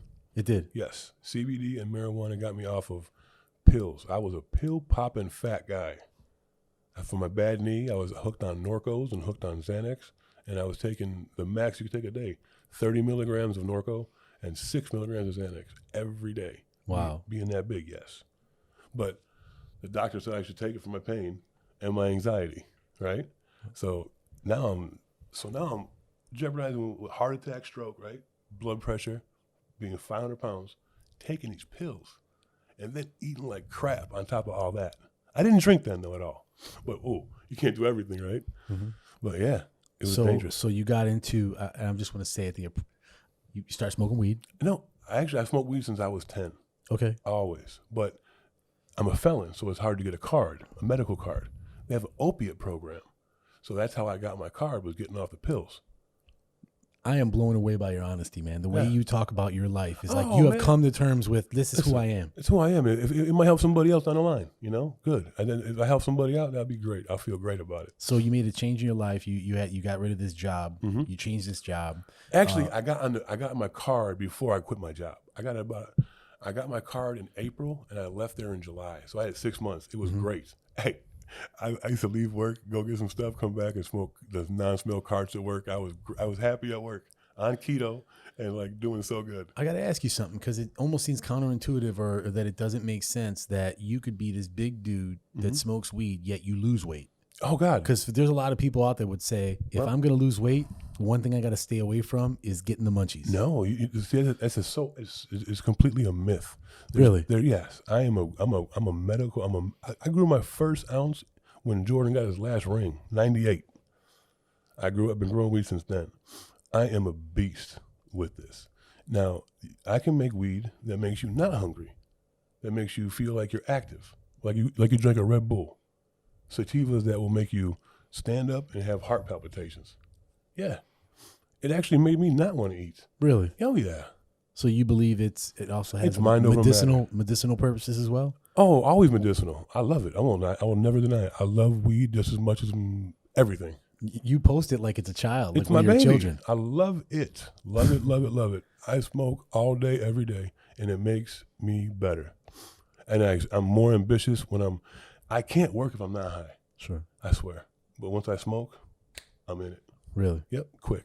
Do you ever, so you freestyle. Yeah. What % of the time when you freestyle are you not under the influence of marijuana? I've never been awake and not been high. All day, every day. Wow. I smoke more weed than anybody you know, for sure. But not a point to where it's like expensive. But I have, a joint lit all day, a couple bongs going. But second I wake up till I go to bed, all day. Gotcha. Yep. But it kind of helps with, I don't ever want pills again, but man, that got me off those pills. That strong stuff. Wow. Yeah. So you didn't have one moment in your life and things just changed. It sounds like you are resilient, you're resourceful, and you pulled a lot of different things together that made sense for you. You sound like you're a survivor, man. Big time, bro. Yeah, hey, listen, you can put me somewhere, I promise you I'm going to figure it out. You find your way out. Yes. Okay. You got to be proud of that. Yeah, I am. It's just, being in different situations, man, I could play cards. Like I always refer to jail, and it's a shame because it's a bad place. But I learned a lot there because I became 21 there. I was a child going in, leaving a man, right? Mm-hmm. But you know what? I'm actually appreciative that I went to jail. Really? Yeah, the first time for sure. A lot of people wouldn't say that. I thought I was the man. I thought I was this dude from Streamwood who was like getting money and like I was like unstoppable. So you're from Streamwood? I grew up in Streamwood, yeah. Okay. Streamwood High? Streamwood and Central High School, yes. I was in Streamwood, then Central, and then the penitentiary. Central is a school for bad kids in Elgin, yeah. And I forgot. No, you were just talking about that you're resourceful. You came up, you put things together. Oh yeah, and I make do. That's another thing about me is I'll make do with what I have. Uh-huh. If I have something and need something different, I'll figure out a way to make this work for that until I can get one. Okay. Yeah. So is that your grandfather instilled that in you too? Oh man, absolutely, and my grandma too. Wow. Just good guys. They taught me so much, man. And I lost them both. I got incarcerated in 2004 for 2 years for a weed charge. And I lost my grandma and my grandpa in the same month. Oh, sorry to hear that, man. You know what? I never, ever cried in jail until that happened. Really? Oh, man, for a whole day. It hurt so bad. And then for me to go there, I had to pay $1,500, and everyone had to leave the funeral home for me to have 10 minutes. Wait, I've never heard this before. Not that I know about all that stuff, but so you had to pay $1,500. Yes. Who got the money? The state of Illinois. It's a fee? IDOC, yeah. $1,500, and then 2 officers drive you to the funeral. And I was in Vandalia, Illinois, right outside St. Louis, on the Illinois side, of course. And I get 10 minutes or 15 minutes inside the thing, in shackles, and all my family has to escape or exit the place. So I was like, you know what? I'm not going to go. I didn't go. I didn't want to put everyone through hell. Really? For me to get 10 minutes. I mean, I have more memories with them than any in the world. It sounds like they were very impactful for you. So much. But to see them dead, it doesn't make a difference because I remember them alive. And I can go to their grave whenever I want. And they're in my heart. You know what I mean? They're always with me. Once again, another example. I'm just going to highlight these things because I see them on the outside. Even in that moment, you immediately turn it into a positive. Absolutely. Like, you know what? I remember them being alive. Always. I'm going to ask you about this. American culture. Sure. I'm going to get philosophical for a minute. Okay. American culture in the U.S., when someone passes, we mourn. Yeah. And some people go into like a dark place. Yeah. Right? Why? In other countries, if you go to South America and other countries, they celebrate death. Yeah. They're probably happy. They're going to heaven. Why are we like this? We're taught that. We're taught that it's sad for this. We're taught that Santa Claus brings gifts. The Easter Bunny brings baskets, right? The storks bring the babies. Man, all that's, it's just a crock. You know what I mean? It's what they want you to know. It's just... Yeah, in other countries, like they celebrate. They have a celebration. They have a party. Some people do here because too. In some, it's more of a celebration of their life and the memories that you guys all share together. Right. But here, I mean, funerals are somber. Ever since I got saved, I feel like I saved with being a Christian. I'm ready, man. If I go, I go. I know I'm going up. Yeah, the upper room. The Upper Room. The upper room. One of my favorite movies, man. Life. Life. Oh, Life. I love that. That soundtrack was great. It Man. had Life. It was Casey and JoJo. Yes. Just like a birdie. Yeah. I just want to fly free. Oh, man. That movie was a classic, man. I love it. But then, yeah, so Life was on there. Great soundtrack. The Upper Room, man. Oh, man. The Yeah, Upper but you're Room. positive, man. You talk about Yeah. that to your grandparents. Yes. And so you didn't go. No. You know regret what? going or no? No, not at all. I mean, you know what? I put myself in a situation I was in, and things happened for a reason, and I wasn't able to go. But the day I got out, I went right to their graves. Really? Right there. And they're like kind of far from each other. It's sad. Really? Yeah, like I thought they had like plots next to each other. It's like my grandfather's right here, and then she's like over here. Wow. Kind of weird, yeah. So I remember we were talking. I know we went off in a different direction, which is okay. Oh, This has been my great. ADD's probably jumping. No, we've been great. Honestly, great episode here, man. So honest. Your honesty is just positively crushing me right now. That people can be like that. Like just you don't think twice about what you want to say. You just say it. You feel it, right? And I love it. But you were talking about Big Ant, right? We were talking about being a parent and letting them see your actions instead of what you say. And so he's watched you through this journey. You know, I don't hide anything from my son at all. Nothing. He knows I smoke. He knows that when he's ready to try it, to come to me, not to some kid at school or at parties at. He knows that people put drugs in the joints to get the kids to get hooked to get their money. You know, it's a fact. Kids got to know this stuff. I mean, I know that there's ways of saying it, but with my son, I just do the best I can. And I want him to be hip on game, be respectful, be nice, and know what's up in these streets and in schools. We're in a cultural shift right now with marijuana. Honestly, I think, who knows how long it's going to take. It's going to happen in the next couple of years that federally it's not going to be illegal anymore, right? Oh, no, for sure it's coming. And so you got to think back to the days in which there was prohibition with alcohol, right? Alcohol. And honestly, alcohol probably kills more people It does. every year through drunk driving. I'll tell you what. And alcoholism. Name one person that died of weed this year overdosing, and I'll quit right now. My point is the cultural shift of talking about like here. I was talking with someone a while ago about when our kids get of age to be able to drink. Okay. Like get them their first beer. Mm-hmm. We say that, and it's not a big deal. Like, hey man, when he's 21, I'm gonna go take him for his first beer. It was at a birthday party. I was talking to someone. I gotta go take my cousin to get his first beer when he's 21. I'm like, oh man, it's an awesome time. He's coming of age. He's a man. Yeah. Yet, are we ready yet for people to say, man, he's 18. I'm gonna go take him out for his first joint? Yeah. You know what? I'm gonna say this Because like in our lifetime, I always grew up. It was like, man, no, absolutely not. Yeah. What? No. Yeah. And now things are changing. Yeah. You know what? It is legal, and so is alcohol. But at the same point, though, you can get a DUI for smoking. Oh, sure. I mean, you have, like anything, you have to be responsible. Yes, and there could be, it could be too high to the point where you can't drive. Sure. Just like alcohol, everything else, you got to do it the right way and in safe places. Right. But where I'm going with that is like our culture is changing. It is. And the way that we kind of look at things, like it's completely different. It now. is. And to be judgmental, I have to stop myself. I talk to my wife. We sound like old people saying, oh, that's not the way things are. I believe this. Yeah. And then you're growing up and you hear those old heads saying, what are you talking, what, rap? What are you talking about? That's not music. I know. Music is rock and roll. Yeah. Like some of the greatest, artists of our time are rap artists. Yeah, you know what? They are, seriously. And so, people used to say, oh, rap's not music. Like the old heads, right? Yes. We're not going to be old heads, are we? No, man, because you know what? A lot of that stuff, like look at Jay-Z. Tell me that's not music, The creativity. yeah. Like, regardless of what you think Rakim. about like Kanye, right? Oh, There's some rappers that are out. Sure. The artistic level that they have. It's crazy. Like Common. I was a big fan of before he passed away. Mac Miller, man. Mac Miller. Oh, he was so good. Why'd you like Mac Miller? Oh, man. He was just a soulful, just kid from Pittsburgh that just spit fire, but in a metaphoric, singing kind of swaggish way. Okay. Like if Justin Bieber became like a rapper and had a deeper voice, right? I'm a Biebs fan too, man. I love Jay. Are you a believer? Oh, I am. I'm a big fan of Justin Bieber. Okay, yeah, me Yes. too. I mean, you can't deny the talent. Man, that kid's a beast. He's a little wacky sometimes, though. You ever see him rap? Never. He's got bars. Really? Yes. He's got Freestyle? Yeah, freestyles.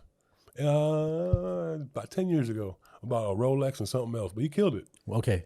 So Norm, we got to find that video, man. Find a Justin Bieber freestyle. Freestyle, talk about a Rolex, huh? Yeah. He said 2 Rolex. Well, you know how he got started on YouTube, right? Yeah. You know, getting followers, and then he kind of his manager found him, and then the white guy found him, right? And then didn't Usher have something to do with him too? Or yeah, no? Usher got connected with him. Yeah, you got Usher. I'm a big Usher fan too. Usher's the shit. Oh man, Man, I love Usher. man, Nice so and slow. good. Oh, 7 o'clock on the dot. I'm in my drop top, cruising the streets. man, you got a good voice, man. I love that. Yeah, me too. Love Usher, man. Yeah, talent. Yeah. I call Usher a triple threat. Man, he is. He can act, dance, and sing. He's so good. Right? So good. And just, man, his voice is just bam, like Michael Jackson is like pop, pop, pop. He's so good. What do you think about you said you brought up Michael Jackson? Best. One of the best recorded. I mean, think about Michael in the booth. Just the way he sang was just keep it kick, pop, this Michael Jackson. Yeah, and we're similar in age, man. But if you're like in the 80s, and you don't like Michael Jackson, you know you had a beat it jacket, man. Stop. I talked about it, man. Hey, me too. I didn't have the real one. I had the like. You had the Venture one. Me too. Or the Zara one. Why you got to put me out there like that? It was Venture. The Venture one. I know. I had the same one. You know what? I had the red and black one though. I was saying Kmart. It was Venture. But did you take the sleeves and interchange them with the red and black? I did not. Oh, I did. only had one. You had 2 jackets. Yeah, you know I did. had No, one. my sister had one. We switched them. Yeah. Hell yeah. They were like $12 back then or something like that. $15. I'll sweat my ass off when I think. My like parachute pants and a Michael Jackson jacket. I look really cool. It was like wearing a garbage man. You're like a sweatsuit when you're trying to sweat your ass off. Little chubby kid. Man. That's awesome, man. You ever go to any? So we talk about artists. Sure. You ever go see any of them live? Have you ever gone to a concert for like a popular artist? I went as a kid. It was a 3 Dog Night with my mom and dad. You did tell me that. Yeah, 3. first All right. concert. So look, Jeremiah was a bullfrog. Doom doom doom. Right. That was the jam. All right. So 3 Dog Night. Yeah. Honestly, in this conversation, I wouldn't think your first concert would be 3 Dog Night. Loved it. I think they had no babysitter, to be honest, and it was at Poplar Creek. Poplar Creek. Yeah, so it was like they had probably it was probably grass seats. It was probably free or something. I heard Poplar Creek back in like the 70s and 80s. Back in the 80s, it was like the spot. It was the concert spot for sure. Yeah. What is an outdoor in this area? Is it just Ravinia? You know what? You can go outside now. I could picture it. It used to be the World Music Theater, and I don't know if the stage is all hidden. You got the roof over that one, right? But all the seats are like just like under like. It was wide open, I think. Yeah. Yeah, no roof, no nothing. I think Ravinia, it used to be, because I was in choir in high school, and we went to Ravinia to go watch like a production, choir. And they changed. Something happened a couple years ago where Ravinia started having like live acts like rock. Okay. I remember, I haven't done it. One of my all-time bucket lists for musicians is to go see Santana play. Oh, man, I'm a big fan. Santana was there He's at a Ravinia. beast. Oh. To be able to watch an artist like that. Oh, man, he plays the guitar out in the so open. good, man. But I hear it's really crowded over there, and it's really logistically hard to get into, and they can't deal with that many people because you can have tens of thousands of people there. I don't like big crowds, man. Really? Yeah, I'm not a concert guy. Oh, I did. You know what? I saw Eminem and Papa Roach though. Eminem and Papa Roach. Yep, it was at Allstate Arena. Papa Roach, what they have? Cut my life into pieces. They were good, man. Last Resort. Yeah. Last Resort. Yep. Suffocation. Him, Eminem, and Limp Bizkit was there too. Limp Bizkit. Limp Bizkit. Big fan of Fred Durst. Yeah? I like that back in the day, yeah. Wow. So you've been to a couple concerts. I was like, what? Green Day. I grew up on a lot of Twisted Sister, man. Def Leppard, Van Halen, Houdini, even everything. Man, yeah, Def Leppard. Remember them? Wow. The guy had one arm, the drummer. Yeah. That album, Hysteria, Def Leppard was dope album, man. My favorite Def good. Leppard song is not the most popular. Love Bites. Okay, mine was Pour Some Sugar on Me. Oh, man, that's every. I know. If you, I remember. Where is that song popular from? Was it Coyote Ugly? That or one of the Adam Sandler movies or something. Yeah. So my wife's gonna kill me for this, but she put me on blast the last episode. Okay. But she really likes Coyote Ugly. Okay. And she actually auditioned No way. for Coyote Ugly. Did you really? That's awesome. My wife is in the studio audience here. I'm definitely the couch that she's sitting on. Exclusive. It's what I'll be sleeping on tonight for dropping this knowledge. But she auditioned for Coyote Ugly. You should be proud of that. And Pour Some Sugar on Me was like one of the songs from the movie. Okay. Back when Coyote Ugly was popular. Man, I remember that. Yeah. So yeah, Def Leppard was. I mean, honestly, if you are, man, you know you're in your 20s and in the late 90s. If you're born in the 70s, you know about Def Leppard. You know about Def Leppard. Yes. Def Leppard was dope. I even like Bruce Springsteen though, man. Like so much stuff. Really, you got so many, so diverse, diverse background in music. Yet you do freestyle, gangster rap. I know how to rap. You know what I mean? I want to know how to sing though, so bad. You know what I mean? But I just You know don't. what I believe? Huh. I believe everyone can sing. I think singing is just confidence. For sure. Oh man, I'll do it. I'll try it. You know what I mean? Like I'll put whatever out there. Yeah. I mean, I know it's not. So there are people that sing that don't hit all the notes, but because they're so passionate, it doesn't matter. That's me. I'll give you. Hey, that's me for sure. In the shower? No, on Facebook. You saw me singing that stuff. I would say this. Not about. I haven't heard you. I've heard you do a little singing. You did the Diana Ross one the other day. You didn't see the R&B one I did? I did a whole R&B song. You did? Yeah. I gotta check. Dude, it's hard to stay up with you, man. You do it like every day. Yeah, you know, I did 4 that day. You probably didn't see them all. Right. Yeah. But so here, I'll mention an artist. Do you know Joe Cocker? Yeah. You are so beautiful to me. Love that voice. Real raspy, gritty voice. Yeah. That guy, actually, when there's a version that I think he sang live. He doesn't even hit some of the notes. Like, it's like it doesn't come out. You know, but the passion that he sang these songs with, like it's classic, right? So I believe you don't have to hit all the notes. Oh, you don't. If you have passion and you have confidence and you can convey that and people can feel your emotion, absolutely. You don't have to be a great singer. No. And the opposite's also true. I know vocalists that hit all the notes and do everything perfect, and people are like, "Yeah, whatever. I've heard that before." Yeah. Next, right? Yeah, you know what? Something has to cut you from you have to be different. Something's got to stand out. Because anyone can go from A to B. But who's going to be the one to go from A to B to C to D and back, you know? Right. It's just, you got to be different. You know, I had my first studio back in 99 in Streamwood with Powell Records with Percy. Powell, P-O-W? P-O-W-E-L-L. Powell, okay. Yeah, I didn't know anything about music, anything, but I had some money back then, and I heard some guys that were rhyming, making sense, and I was like, man, it's going to be the next best thing in the world. And I respect all these guys. I still talk to some of these guys. They're great artists, but we had the wrong idea. You have to, man, I learned at a young age, if you want to be a rapper and if you want to try and sell units, which is hard to do, chances of you doing it would be talking to women. You want women to grasp your music. Why is that? Well, like anyone can talk about shooting somebody or I did this and did that and did this. But when you metaphorically talk slick to a female, they dig that. You know what? When you say that, I remember watching one of your freestyles and you like to talk about the ladies a lot. Yeah, a lot. A ton. Yeah. But in saying that, it reminded me of LL Cool J. A little bit, right? Because LL Cool J stands for Ladies Love Cool J. Listen. And he changed the game because he talked about ladies. All he talked about was women. Women. He wasn't a gangster. He was alone in his room. Think about that. I can think of 2 rappers. I can think of LL Cool J and Will Smith. Yep. They got famous. Will Smith was way more gangster than LL. Well, and he wasn't even gangster. But he wasn't gangster. But he didn't swear. No, I know. But LL Cool J talked about ladies. Listen, and he had hard tracks. He was hard as hell, but he was smart. He talked to the women, man. Okay. And now he's probably sold 100 million, probably number 1 in Def Jam, probably. I can't think of any other rapper. Can you think of any other rappers that didn't talk about that stuff that that just stuck to whatever all the other rappers talk about? You had hip hop, but it was, you might have that one track with a little bit to the girls, but L was always on women, man. He always. That's it. And you know what? I used to rock with L. I liked it. Yeah. Big L too was a beast. You know who that is? Big L he's dead. He died, but he's one of the best. Big L. Who's Big L? Big L. Yeah, you know what? He doesn't have too much stuff, but he was up there with Jay-Z, man. Really? Yes, that good. Okay. And one most underrated rapper, AZ. AZ. Man. Tell me about AZ. I know about AZ. I want to hear what you know. So he was Nas. Yep. They were together. Yep. And his style is just Sugar Hill. Man, all that. Was that song? Yeah. And then wanna be. Yeah, he was in that. And then he also had an album. How'd it go? I'm back. You gotta check out AZ stuff. AZ. You probably never heard of him. No, I've heard of him. Okay. Yeah, okay. Yeah, but a lot of people haven't, man. He was in that crew. Was he a part of? He was part of the Firm. Firm, yeah. Oh, yeah. Dre produced it. Yep. Right? No, with Nas?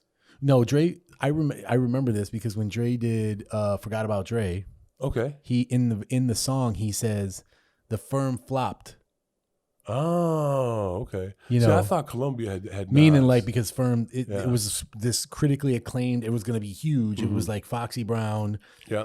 AZ, Well, it did flop. It did and flop. it just Yeah. wasn't hitting. And you was like, okay, Dre's behind. It's going to hit. You know, and it didn't. Now, you know what? Or people think, you know, whatever. You look. Sometimes you can have something that is artistically perfect. Oh, yeah. And it just doesn't. It comes out at the wrong time. Yes. Or this happens too. It's like in basketball. All those teams that had to play against Michael Jordan. Oh, God. A lot of those teams probably could have won a title, but they had to play against Michael Jordan. GOAT, baby. So maybe Firm came out at a time. Maybe there was an album at that time that just was taking the #1 spot, or maybe it was a time in which grunge was popular, and or, you know what I mean? Yeah. You know what? I think the chemistry was off in the group. Maybe. I bet you they probably couldn't figure out split sheets or percentages, to be honest. Can I tell you about Nas though? Nas is the best. Wow, I love Nas. Nas man. is amazing.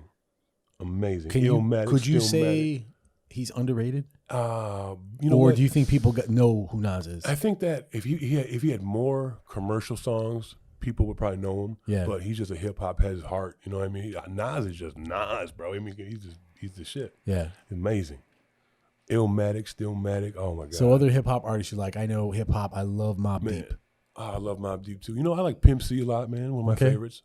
Yeah, you gotta- 8-Ball and MJG. Okay, so 8-Ball. Oh yeah, you don't want no drama. I love it. love that it. one. So your style when you Country as freestyle hell, is right? country I know. and southern hip hop It all is. day. It's different because You know, you kind of got to, and it's Bubba, not you can because say Bubba Sparks. kind of not Bubba Sparks, and it's not because you're white, but like you got to kind of got a Paul Wall a little Okay, bit yeah, about you know you. what? A lot of people say that, man. Yeah, you got a little Paul Wall about a you. lot of people say Sitting that. I sound sideways. Can you say that for me just to see if I can? Hey, I used to do a Paul Wall verse. Did like you?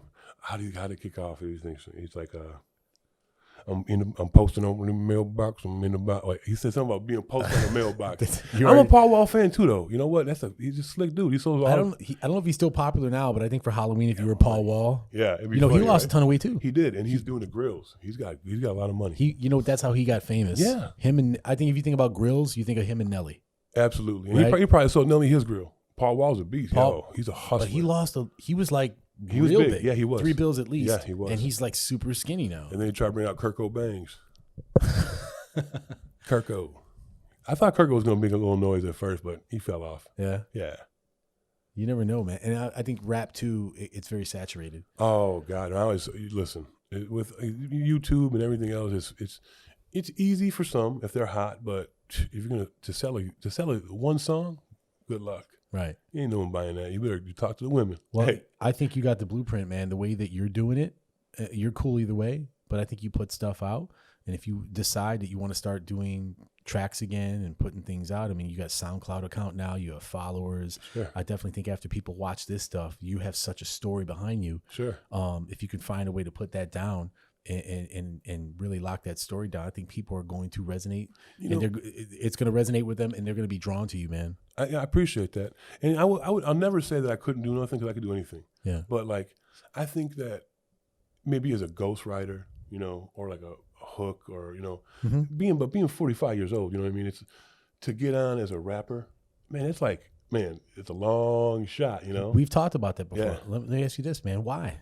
Well, Why is it this way? Why is it like Because- in music? you know what, It's though? for young people. it's not for young people. It needs to be brought out to like our age. You know what I mean? Like do stuff that Stuff catches- for us. Yeah, like take a sample from the 80s and make it a rap song. Okay. No one's doing that. Okay. I like doing that. You got ideas, man. Oh man, listen, I'm an artist for sure. I do a lot of wicked, weird shit, but I love it. So we talked about your past Sure. coming up, what inspires you, the values that you have. Honestly, it's just inspirational to hear what you've gone through in your life, but yet you always come back to these values in your life. Like you just being confident, Definitely. being a good person. You even talked about being a Christian, regardless of the things that you say. Sure. It's Yeah, not in that's your a- actions that make Oh you. no! Once you're sealed with Jesus, He's with you forever. You can say as many F-bombs you want, Wow. and He'll forgive you. So with all that being said, and with everything you're doing now, I mean, even someone like me who I have inspired people, I just put my stuff out there, and people have used it to lift themselves up. And even me, I look at you and you inspired me, man. You inspired me so much. I sent you a freestyle. Hey, I thought it was dope, man. I thought it was a great job.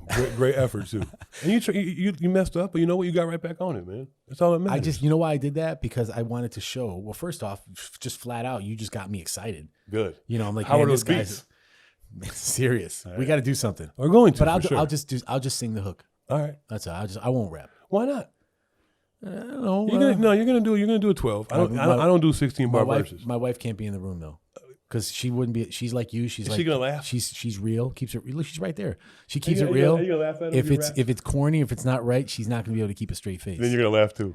Well, no. Then I'm gonna like second guess and be like, I don't want to do this anymore. Oh no, all positive vibes. Yeah. She has to go out that day and go shopping. I'll just do the hook. You do that, and I'll just all come right. in. Great.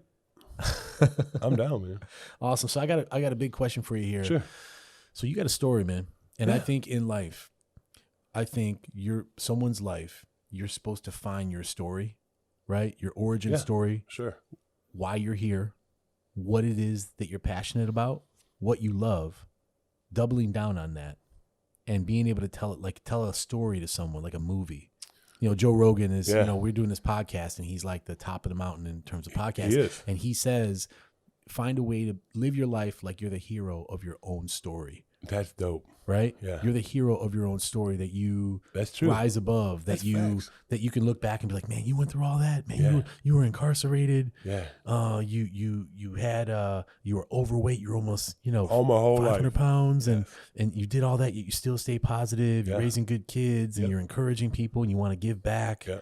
You're Christian. Yes. All that. Yeah. You're a hero, man. Man, thank you. That means a lot, man. Yeah, you really are, man. And I think that there are people out there that can listen to your story that I wouldn't be able to get to, that you'll get to. Oh man, I bet you there's someone out there that maybe was incarcerated. Sure, I like challenges too. Yeah. I like little stubborn, tough kids. Yeah, I like working with them. Yeah. I was listening to. I'm a big fan of Tony Robbins. I talk about it all the time. Okay. I just listened to a couple days. There was a challenge, and there was this gentleman.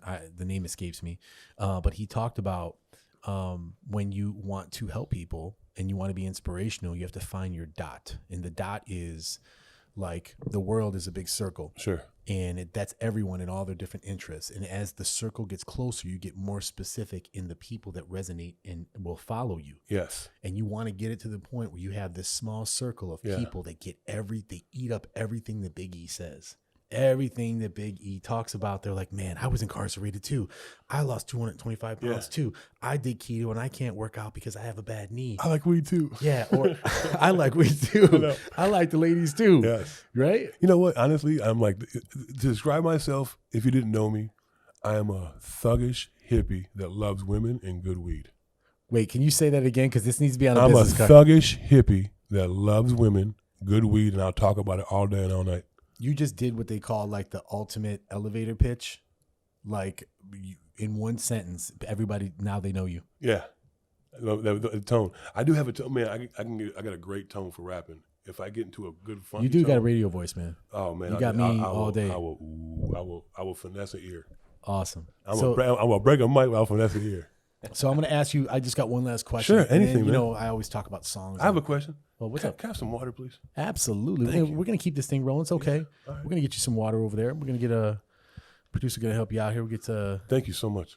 I got you, man. All right, man. So we talked about a lot today. I really appreciate your story, your journey. Man, I appreciate having me, man. Yeah, man. I want to ask you one last question. So I think you got a story. I think you were given a gift to take It means a lot. what you have gone through and to do something with it, man.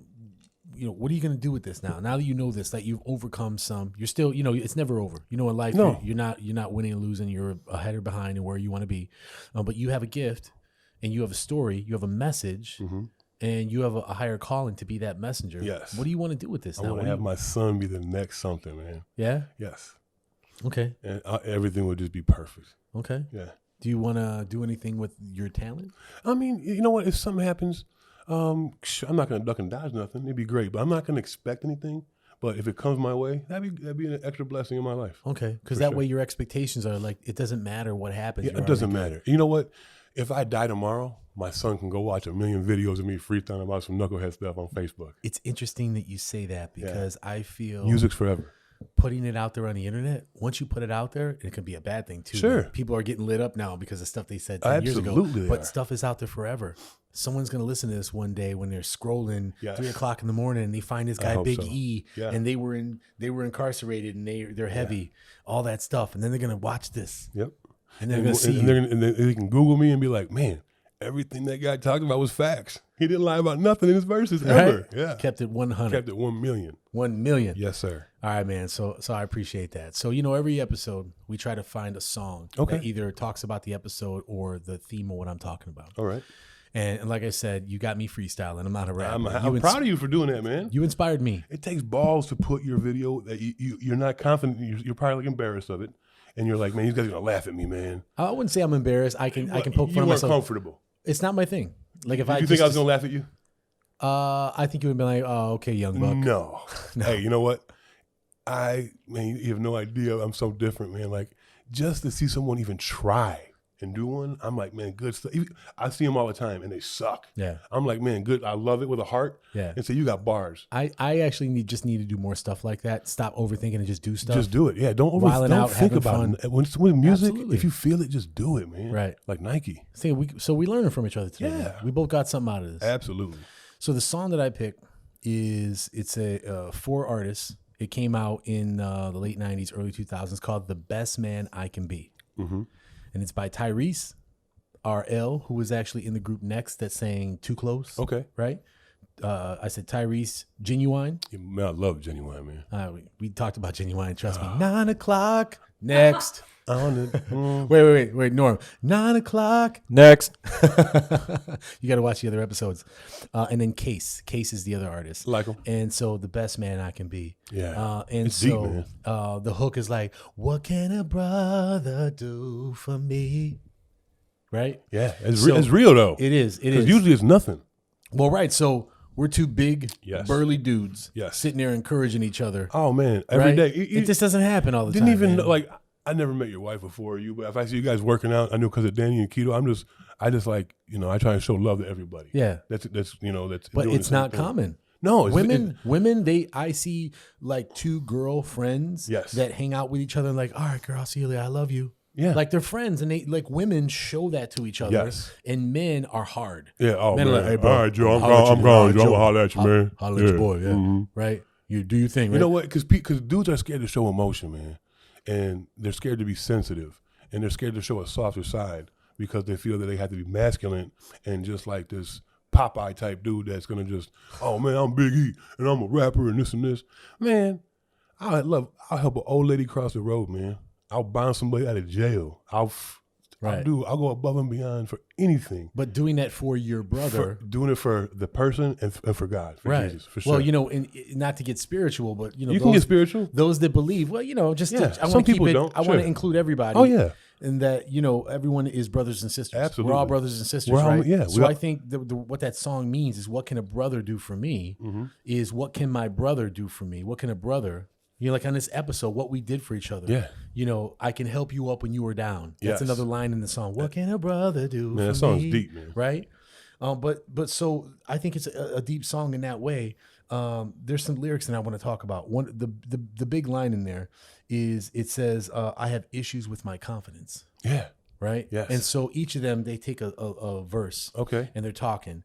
And one of them says, I don't remember which one singing that part, but it says, I had issues with my confidence, and my brother was there for me. Okay. Right? He picked him up. Picked him up. He picked him up. And we talked about you and confidence. Man, I got so much confidence, bro. Right? Think Yes. about those people that you can help. That Oh, I aren't have- you- confident. hey, Like, you know man, what? I'm hanging out with you and I'm just freestyling. Imagine what you could do to someone. Hey, you have no idea. Like my confidence, like my little brother, LD class his whole life, scared to talk to people, social anxiety.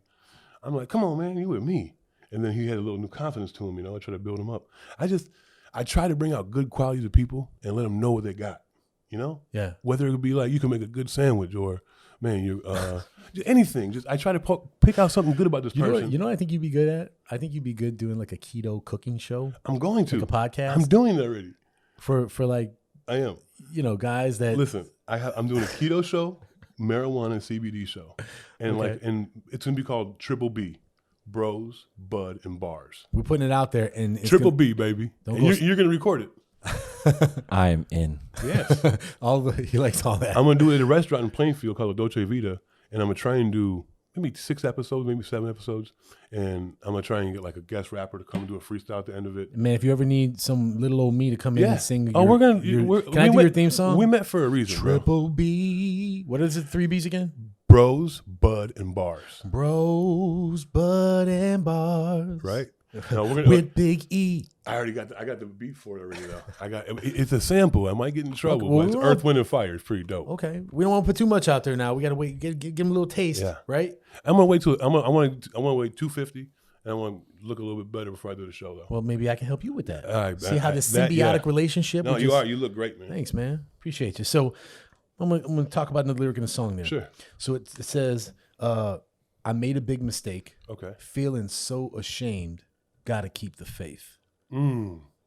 That to me every day. Yeah. Yeah. So you talked about how you had some valleys in your life. Yes. Right? Yes. Did you ever feel ashamed? Of course. Yeah. I mean, that's part of being a man. You have to feel. If you don't feel ashamed, then you have no soul. You have no feelings. If you don't feel ashamed or happy or sad, right? Mm-hmm. So if you make a mistake in something drastic, if you don't feel ashamed, then you're a cold soul. You got ice in your veins. Yeah. Yeah. I got a heart. So you know, and then the last line is got to keep the faith. You got to keep. Why did you keep faith? Why didn't you give up? Because you know what? Not to get all spiritual, but man, I think about what Jesus did for us, right? And he went through hell, man. They beat the shit out of this man, and then because he didn't bring money, they killed him. I mean, through his hand, they let him hang on. Crows were eating him.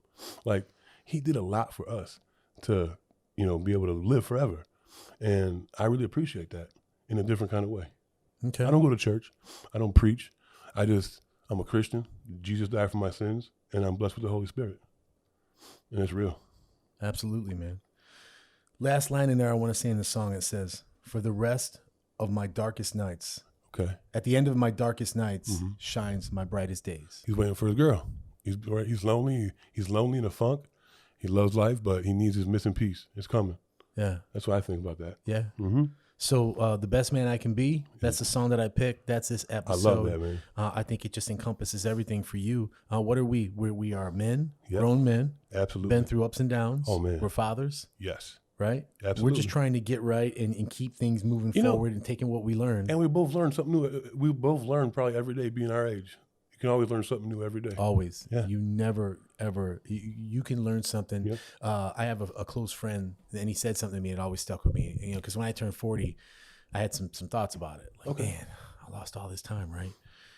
It's a different mentality, but instead of thinking, man, I'm 40, I'm 41, whatever, you're at the 40th level. If you think of it like a video game. Yeah, you know what? That's deep. I never thought about that ever. Yeah. How old are you now? 45. You're at the 45th level of the game. Yes, sir. You've graduated. So Man. I was going back with one of my friends, and he works out too. Mike Morales, what's up? I'm going to put you on blast. So we were going back and forth about our 5K time. Okay. Because I just ran a 5K yesterday. Nice. And he beat me. And he's a couple years older than me. Okay. And he's like, "Hey man, what's up? I beat you. You didn't beat my. I was bragging because of my 5K time. Sure. And then he said his 5K time. He's like, "Hey, I beat you." And you know what I said to him? "You should beat me. You got 4 more years in the game. You're 4 levels ahead of me. Hey, oh You yeah. should beat me. Teach me. Yep. Teach me. That's good. Teach me. That's why you beat me. Yes, sir. You've been on this earth 4 more years. You know more." He should have been like, man, we got to work on your legs. We'll tie next time.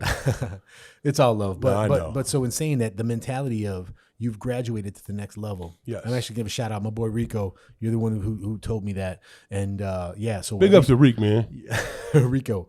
But every year in life you graduate. And when you graduate to the next level, be proud of that. Exactly. First off, you never know when they're gonna tap you on the shoulder in life, right? Yeah. And it's over for you. I don't want to cut you off again. No, but that's all right. The key word is level. There's levels to this stuff. It's levels. In life, period. For And sure. you have it. You got it too, man. Appreciate you. Yep. For Hey, sure. I appreciate having you on. It's been a great episode. I been a love your blessing, man. energy. Thank I'm you. definitely gonna have you back. Oh, I can't wait. For sure. I feel like I'm sleeping over already. I feel like I've been here for like a week.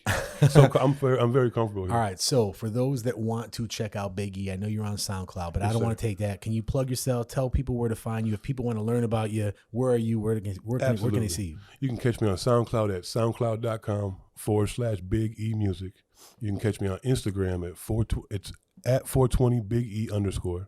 Same on TikTok at 420BigE _. And on Facebook. Facebook. Just my name. Okay. Awesome. Appreciate you having you. Man, thank you Great so much for having me. That's a wrap. Big E. Big E signing out, baby. Big E signing out. And that's all I have to say about that. Stay Appreciate blessed. you guys. Stay blessed. We'll see you next time.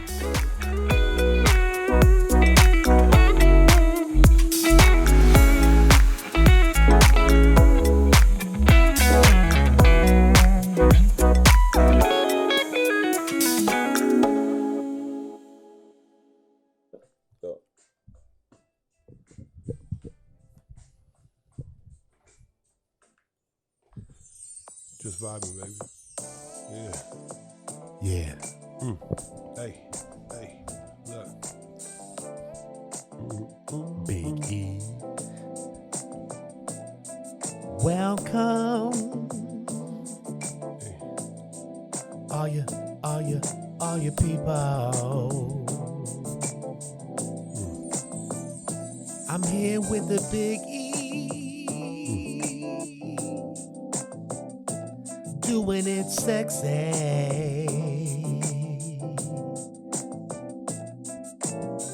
All right, ladies and gentlemen, you right here inside the Bino Salazar Jamcast.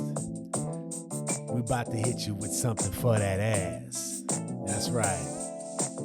I got my man, the one and only Big E. It's your boy checking in, baby. He's about to hit you with the heat.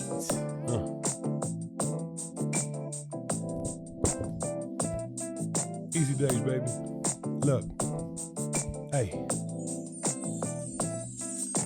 I wrote this song back about 2009.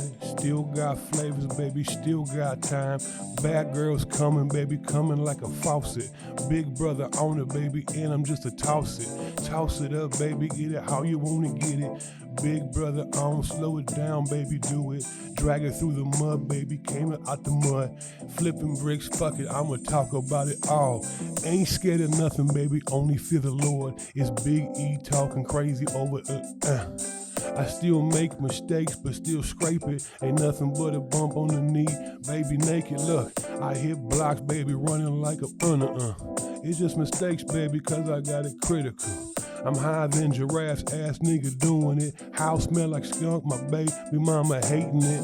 My little man wanna serve in sack, she only 14 years old. The boy got facts, I love him like a motherfucker, straight stone him.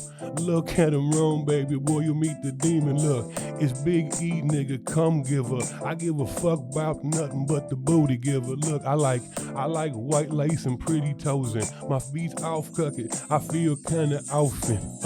I'm still smoke the best, baby, got gifts. From the ground up, baby, I'm so rooted. Do this shit without pollution, I'm getting gifted. So big, used to be 500 penthouse. Keto crazy, baby, I'm eating too good. Never tricking off, baby, I'm understood.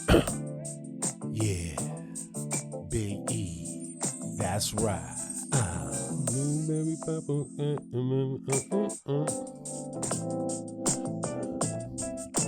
Excuse the intermission, baby, just got tuition. Wishing for a sack, bigger butt, and to do it. It's Big E talking crazy, I'm never lazy. I say the same, baby, but you feel me. Your baby mama stalk me, my DM jumping. I give a fuck about nothing, I'm too confident. I'm not greedy, baby, I pay the whole bill. You catch the whole D, baby, that's the real deal. I like slow stroking, I make you come, baby. You better bring an umbrella, it's gonna get messy. It's Big E gonna get you how you need it. I'm still kinda off, baby, pussy gonna beat it. Look, catch a movie, baby, fooling, maybe drooling. Go get some steak and eggs, baby, cause we'll do it. I ain't eating carbs, baby. No, check. Yeah.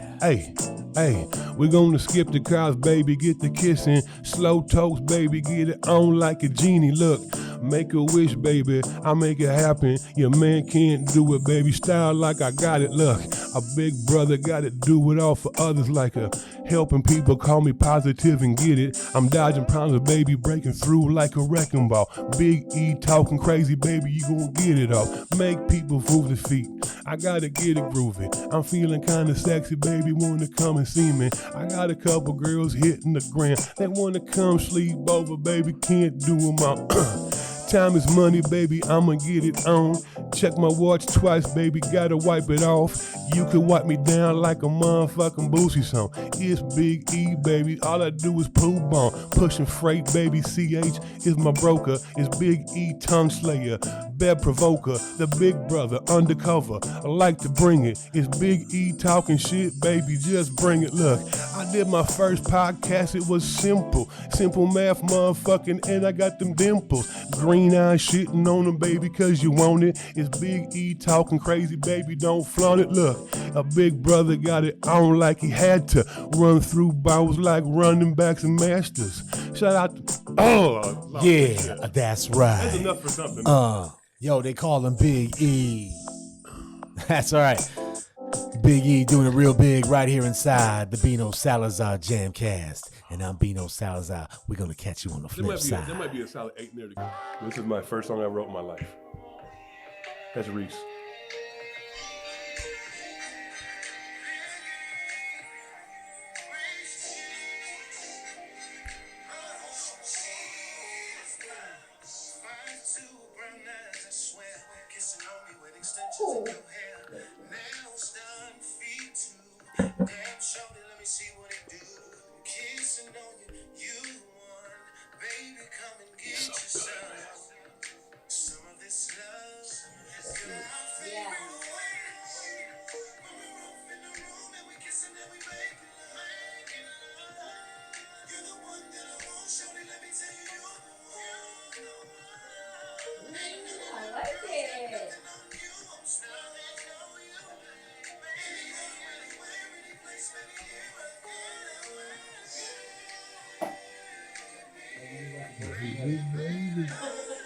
Yeah. I'll come up in 10 seconds.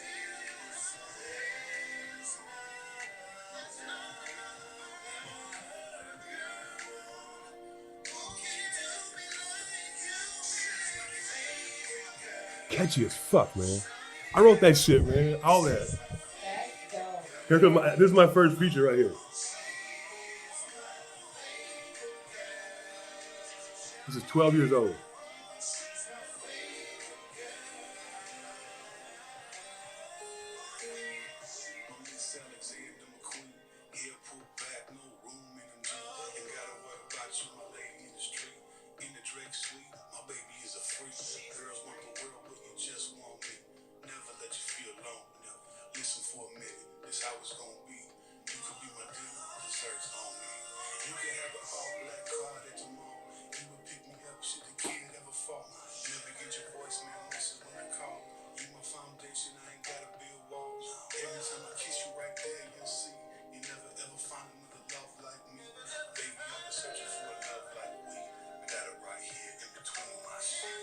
That's a hit, man. I wrote that whole. I own every bar. I own every motherfucking lyric, every beat, every engineering session. That's my baby.